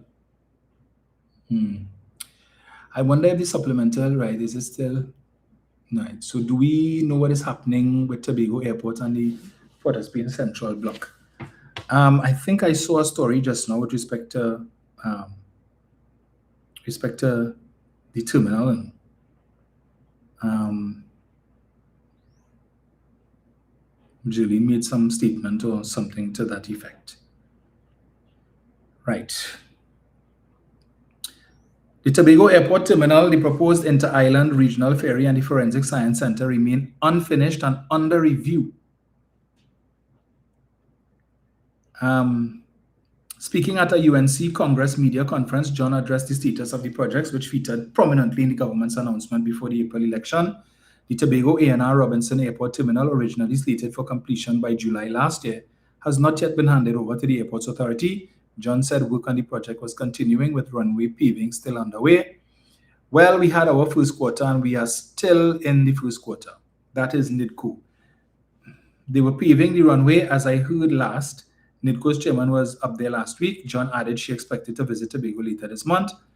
And I will go at the end of this month with the expectation that one could see this airport has achieved practical completion and hand it over to the Airports Authority, to the ministry. You see how these people stop? One could see this airport has achieved practical completion and hand it over to the Airports Authority. But when the PNM said practical completion and Dr. Rowley went and he cut the ribbon and so on, they had a problem with that. Rowley opened my airport and it didn't finish, and he said complete and it didn't complete. But Jillian John now is coming to tell you at the end of the month she will go to Tobago with the expectation that one could see this airport has achieved practical completion and hand it over. Questions were also raised about the proposed regional ferry service between Trinidad and Tobago, discussions on which began in 2024. John confirmed the project had not been abandoned, but said it was not currently under active consideration. Our first order of business is to get that sea bridge between Trinidad and Tobago as right as we can get it. And I think we'd love to do the regional ferry, but that is not before the cabinet at this time, or even before the board of the Port Authority. Asked whether the ferry had been scrapped, John replied, no, not at all, not at all. Attention then turned to the Forensic Science Center project announced more than a decade ago and formally launched in December 2023. The facility was to be funded through a grant from the Chinese government at an estimated cost of $95 million. John said the project remained separate from plans to consolidate national security facilities at Tamana and confirmed it had been revalidated by the new cabinet. Chairman of URICOT, Shankar Bidesi, said discussions were ongoing with the government of the People's Republic of China. But you went China with Jillian, they didn't discuss that with the government of China. So right now, URICOT is engaging in discussions with the government of China. And the next step is to, once they form a contact, do due diligence. And once they conduct that, then we hit the ground running. But Mrs. Prasad Bisesa went to New York and then she said the Chinese gave her $95 million or $98 million. Well, that's how much all they need, build it. But she said we're going to use some of that to buy a fire truck and something else and something else. Yes, Roger is still waiting on refinery. I think Queen Victoria mentioned that in her Calypso Africans for sale. So I see someone is saying the PSA president is now on a board. Yes, the board of the NCRHA, which is protesting Tim Gopi Singh. Never a dull moment.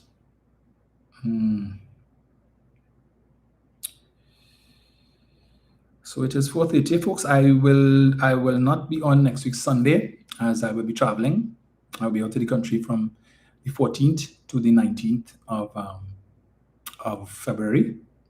Yes, so I'll not be here for Carnival, but I will take it in online because I had no intentions of going out on the road in any event.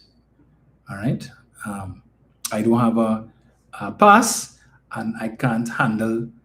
I'm not going to assume that I could use my MP pass and the police would let me through. I used to go through that headache when I was a judge, a mass judge, and I showing them a pass, and they don't want to hear. They tell you go so and go wrong so and all kind of thing. Say me, let me know which. I'm not going through that. Right?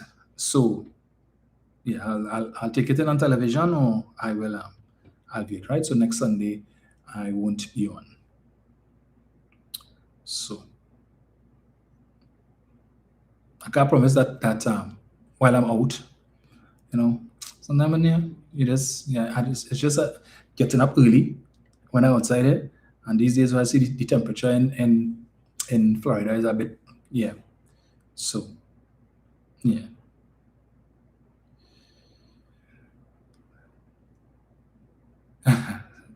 David McCarthy says UNC feels the Privy Council is classless like them. They believe a lot of people classless like them. Bunch of jokers. They're not serious. But we still have 4.5 years to deal with them. All right. And in the Parliament Friday, Saddam was saying when he was piloting the IPO bill in the Senate, and members of the PNM, when they were speaking, kept saying that every time somebody in the UNC gets up to speak, they always have to praise the Prime Minister. And everything is under the leadership of the Honorable Kamala Prasad Bisesa. under the leadership of the Honorable Kamla Prasad Bisesa. When he mentioned it in the House on Friday, the Prime Minister was in the chamber for a usual short period of time. Yeah. So what's wrong with that? What's wrong with that? Of course, you wouldn't see anything wrong with that, Mrs. Prasad Bisesa, because you just love to be praised. You just love to hear them mention your name. Under the leadership of the Honorable Kamla Prasad, that just make you feel, I don't know, rejuvenated, is it? As people, oh, great Kamla. Oh, great Kamla. Oh, boy.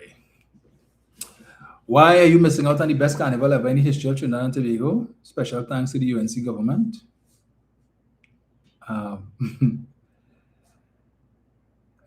That's your assumption. I have already seen that is a blatant lie. All right? That is a lie. This is not the best carnival ever. Why don't go down to Victoria Square right now? Today is the junior kings and queens preliminaries. Go down to Victoria Square and see how many people in the stand. Go and see. Since it's supposed to be the best carnival. Less fets. So all these up-and-coming artists who depend on all of these fets to make a little money. Right? Last year they had 254 fets. So even when the big names couldn't appear in a fet, you know, the up-and-coming artists, the names that are not so well known, say, well, all right, I get a little something. Right? I get a little call up, make a little change. Now, less fets. So they're competing with the big names who are available because there are not that many fets for them to go to. So they're making less money. I'm sure many of you also saw the video the other day with Cassie, where he was lamenting the fact that all he has is $5 to his name and he's about to face eviction. This man sang some good song. When last year you take a wine and a tongue thing. Big tune. He was in all the fets, he make a money. But one day in this business, one day up, next day down. So this is where the man pull out, he won $5 and said, this is all I have to my name, $5. And I face an eviction. Right. So even if he had a good song this year that he could have sung and made some money, he has no money to produce the song. Right? Because you have to go in studio and you have to pay money. And if you want to do a video and all of these things cost money, and he only has $5. $5 cannot produce a video. All right? And then many others. I saw J Angel begging, play my music, please, play my music, please. 12 years she in the vineyards, she sold her car and all of that to get money to produce her music. She registered for the road march. So we see how that goes. So Baron struggling, $50,000 the government gave him. He has health challenges. And as we understand, we were listening yesterday to the broadcast of the Calypso Fiesta. And one of the presenters was giving a running list of all the Calypsonians who are currently facing health challenges. So it's Baron, Calypso Rose, Sparrow, and a whole list of them. People that we didn't even know about, who are Chalk Dust, and a few others who are unwell. Right? So, I tell you, people cancel their flights and say, yes, I saw people canceling their flights. People putting up costumes for sale. People offering tickets for sale for some of these hard to get into carnival fets. I don't know where Kishan come from with this nonsense talk about this is the best carnival ever. Right. Okay. If you say so. Well, tell your government to at least pay the pan players now. Please. Okay? They need. Yes, every time they get up, every one of them, thanks to the leadership of the Honorable Kamla Prasad Bisesa. And then when they were in opposition and they had the budget, she lead off. Every person who get up after her to speak, I just want to commend the member for Separia for her erudite contribution and her praises, singing her praises always. Never used to see PNM MPs praising Dr. Rowley like that, paying obeisance to him and all of that. Never used to do that. Yeah, boy. PNM had 10 years and destroyed Trinidad Carnival. Kishan, what do you know about Trinidad Carnival? You talking like you, like the rest of them in the UNC, only just discovered it has something called Carnival now that your government is in office and you need to give them support. All right? But at least when the PNM was in power, the bands, the steel bands used to get their money in time. How the hell you could have the final competition? You have Punch and Tobago has 2 competitions left tomorrow, and why it wasn't being held in Tobago again is because of the issue with the boats, right? Tomorrow's competition was supposed to take place in Tobago, but because of the issue, the boat, they had no vessel to take up the boats and stuff and carry up the pan and all of that. It has to be held in Trinidad. Okay, and that is what you call best? Feds had to be cancelled because your government took a decision to ban certain venues. That's what you call in best? People could have lost their lives on the sea yesterday and you calling that best? Seriously? Come on now, man. That is not best. Could never be best. Because the grandstand is just as empty for certain events as it was all the time. So if it is you referring to flavor and figure that okay, they set up a food court, and what is going to happen after the 28th of February, right? When Carnival done, flavor done. And all those booths have to be dismantled and these people have to go back from whence they came. Until what, next day? Really? Come on. All the people who couldn't go to any fets because they have no money. Who was working last year at this time, they had a job. They were working CPEP, URP, Forestry, HDC. They had jobs. They could at least jump out for 1 or 2 fets. This year, water more than flour. No fet. All they could do is pass by the fet, stand up outside, opposite, on the other side of the road and listen to the music and take a wine. That's as close as they will come to the fet. So your government get them a little something, a little freebie, and then the place back out, and the fire services telling them, well, nah, you have to go home. Place full. Well, they're not serious. Hopefully this year you all will bless us with the Independence Day parade, right? We know your Prime Minister afraid she get boo, eh? Don't worry, that boo coming, no. She avoiding it, but she will get it. She could run, but she can't hide. Someone is telling me it is the worst. Yesterday, people did not come out to Skinner Park until late. That doesn't normally happen. Long time people coming out to Skinner Park by 12 noon. Right. Where were you, Kishan? Were you there?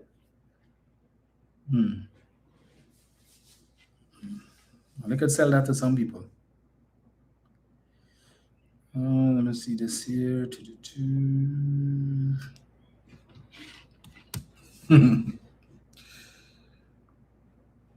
Will I carry that? I cannot read that, Will. Oh, Lord. But a lot of people have said that. What's the time there? So, folks, it is 10 to 5. I didn't plan to stay this long, but then again, I love chatting with you all. All right, so when I get back from my trip, we will chat. I'll work with my laptop just in case, right? So if I happen to get some time while I'm away, and something happens, I will be able to speak to it. I don't know if we have in Parliament this week because every Fridays, I moved to I do now beg that this house be adjourned to a date to be fixed, and the date to be fixed ends up being the next Friday. This is Carnival Friday. I'm hoping that all of them have fets to go to, things to go to, and they decide nothing until the following week. All right? Daniela, behave yourself. Carnival fets, very expensive. St. Mary's College, I could tell you, it was general was $18.50 and VIP was $27.50. I think Fatima was around $1,700 or $1,800. Not Fatima, QRC. I'm not too sure. Fatima probably have been around the same thing, but usually feds start at about $500 on and up. So, yep, that expensive. And I can tell you, normally CIC tickets would have sold out within 45 minutes. They only sell tickets to the public for 1 day. And I know there were still tickets available this year. Right? So it not much, but yeah. So I'll just say too expensive, they should go cooler. Even some of these cooler fets and all, by virtue of the fact that they have some of these top performers like Bungie and I see Marshall performing at some because he will pushing that encore for road match. So wherever the opportunity presents itself, Marshall is there. So yeah. Breakfast party is $800 and up now. And you have people going fet after fet. I know people who went CIC fet and as soon as they finished, they went home, bay change, and then went to some breakfast party the next morning. So you have the consummate fetters, and then you have those who, yeah. I'll just say, nah, it's voice this year. Well, it's debatable. People are saying voice, some people are saying Marshall, and then some people are saying that Patrice and Michael Teja in the capital could also be a contender. Yeah. So let me leave you with this. She be on a rhyme. Now what she need is some slave names, man, some big strong Africans. Africans for sale. We buy money in the world. Africans for sale, so they go on Trinidad.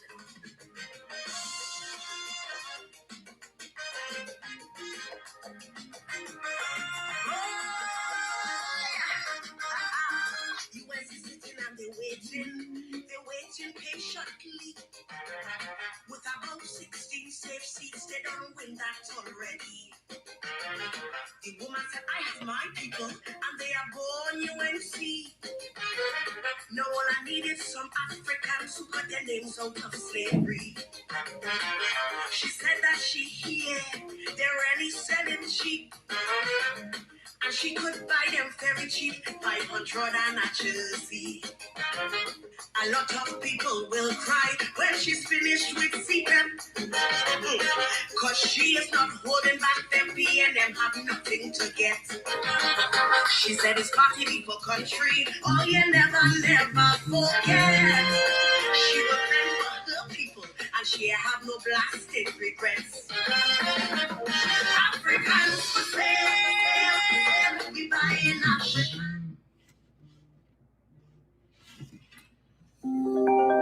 Alright, I'll take in this one call here and then I'll go on. Brian. The only reason why I had to come in, although you didn't invite us, but I had to. I only entertaining you and then that's it. I had to see this. Yes, sir. You could have built a 2-bedroom house in Skinner Park yesterday. I ain't asking you, I'm telling you, I was there. Right? Out of these 3 sets of stands, 2 had people. The other one, you had plenty room. Right. And the people were just like, now and then, like they're waiting on the casket to come in. You understand? It was boring. The jokes were stale from these MCs. And my own definition of MC is not yours. Right? Bad beer. So it was a total failure. They had put up tables for people to put their goods, their stuff on. There were empty tables. Wow.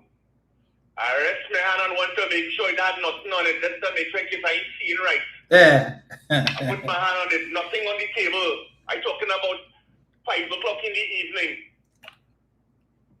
What happened why people came in late was because there was the after fete. You understand? After the competition, there was the afterline. Oh. And people came for that. But the actual calypso, plenty of them bad I have never heard in my life. And I mean, I following calypso years now. I have not heard these people, but they were selected, and others were left out. And I want to know when is the next Tuco election. Because if calypso is going to allow this to continue, but then calypso is as good as dead as this carnival. Unless they could get him for free, like in Flavor. So why I'm boasting about Flavor is because people are getting it for free. And if I get it in something for free, because I have no money to pay to go in, it's not a problem. It must have volume. It must have volume. And of course, it's popular, expensive pets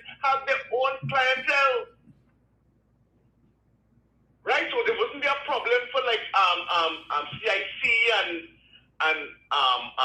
Queens Royal and all of these other popular feds. They Yes. have the people. It ain't gonna change. But the other feds that were cancelled, what happened to Soca and Mocha? Mm-hmm. Huh? Many feds were cancelled. I mean, back in, I have a friend who lives in my community. Went to Stink and Dirty. He said if they don't move it from there, he's not going back. It was a mess. It was a real mess with respect to moving in and out. So when people say now and listen and that okay, but how everything good, imagine if the president of Pantrin Bingo is so frustrated. I have never heard this someone so frustrated in all my life. Yes. Frustrated. You understand? Nothing is going right. No money. You want to have you were talking about the young people in your earlier, when you were speaking a lot earlier in your narrative. But if you're not going to have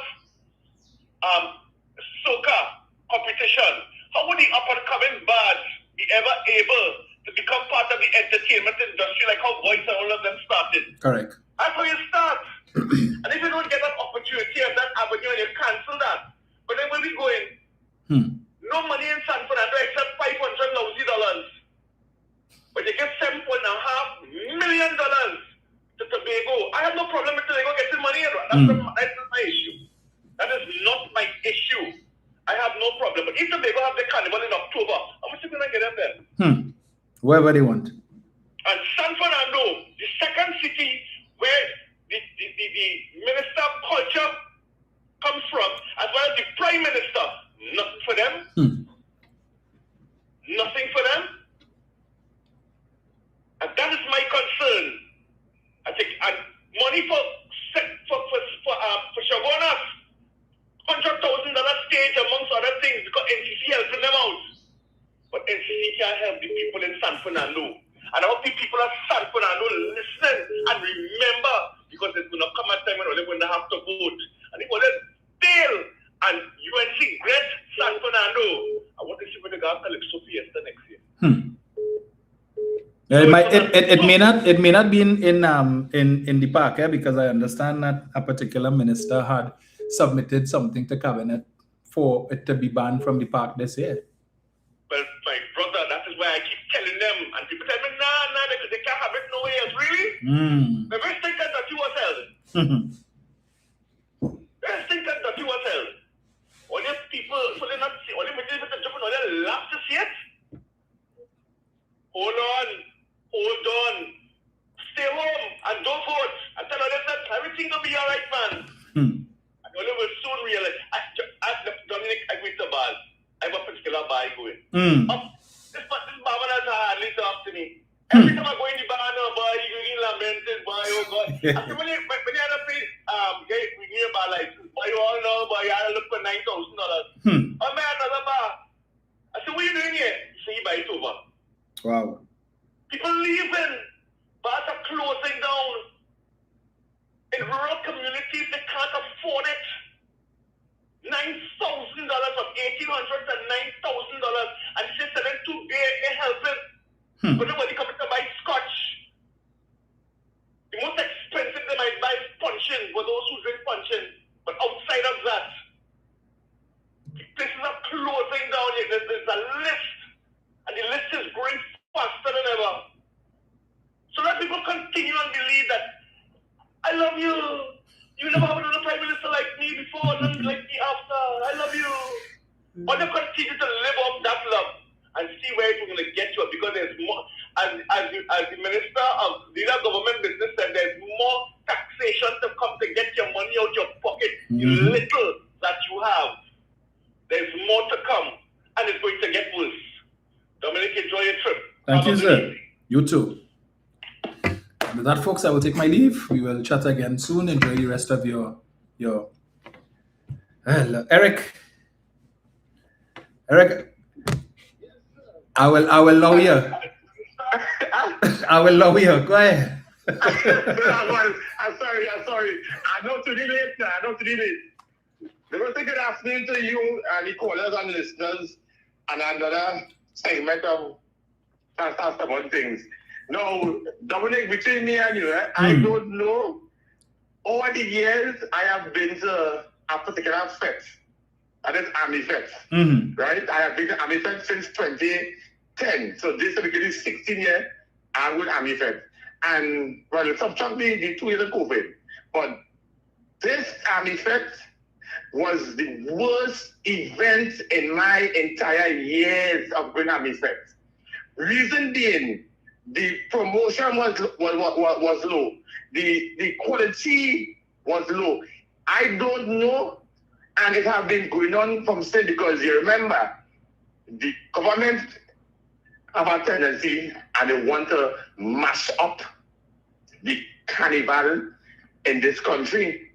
So they're doing everything possible, right, to mash it. You remember, carnival is a more African-based cultural event, because most of the significance in carnival attributed to like the African ancestors from French and what have you coming forward, Calypso, Candomblé, all these events, right?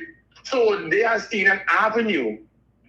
They're pretending to, but it's in an avenue to put a spoke in the wheel of the carnival events. And if they think, if Trinbagonian people in this country think that this year was bad, next year and the years to come under this administration is problems. You see how last year they canceled independence? Yes. You know, this year again, they're going to do the same thing. They're going to come and stop there again this year to say that Independence Day is X, Y, and Z. So last year would have been the last event, independence celebration this country ever had until these people come out of office. They're not going to see independence as an event for Trinidad and Tobago.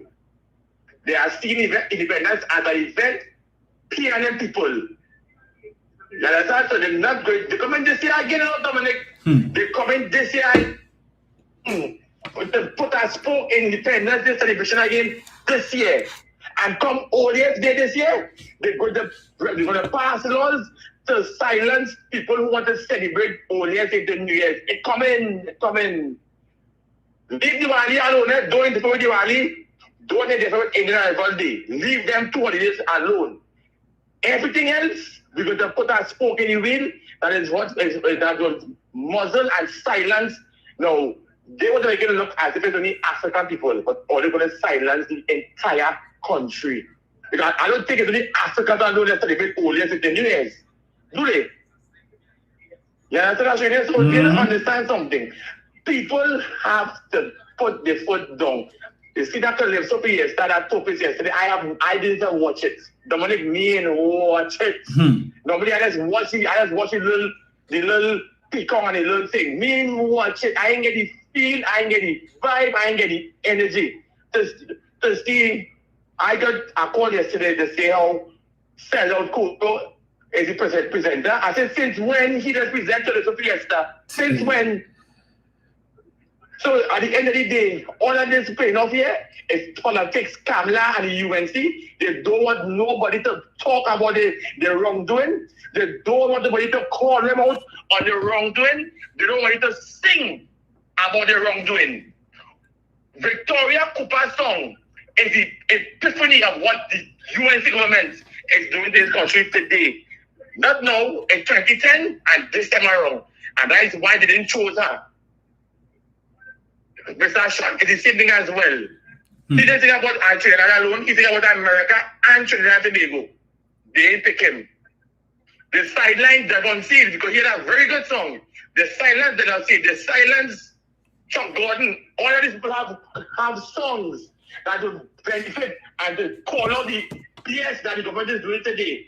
They you know, they put people who they can manipulate. But I tell you all something. According to another program, they're going to give Ricky Jai that Calypso crown on Sunday. And I am calling out on my citizens, my brothers and sisters in Trinidad and Tobago, boycott the mass grab next Sunday.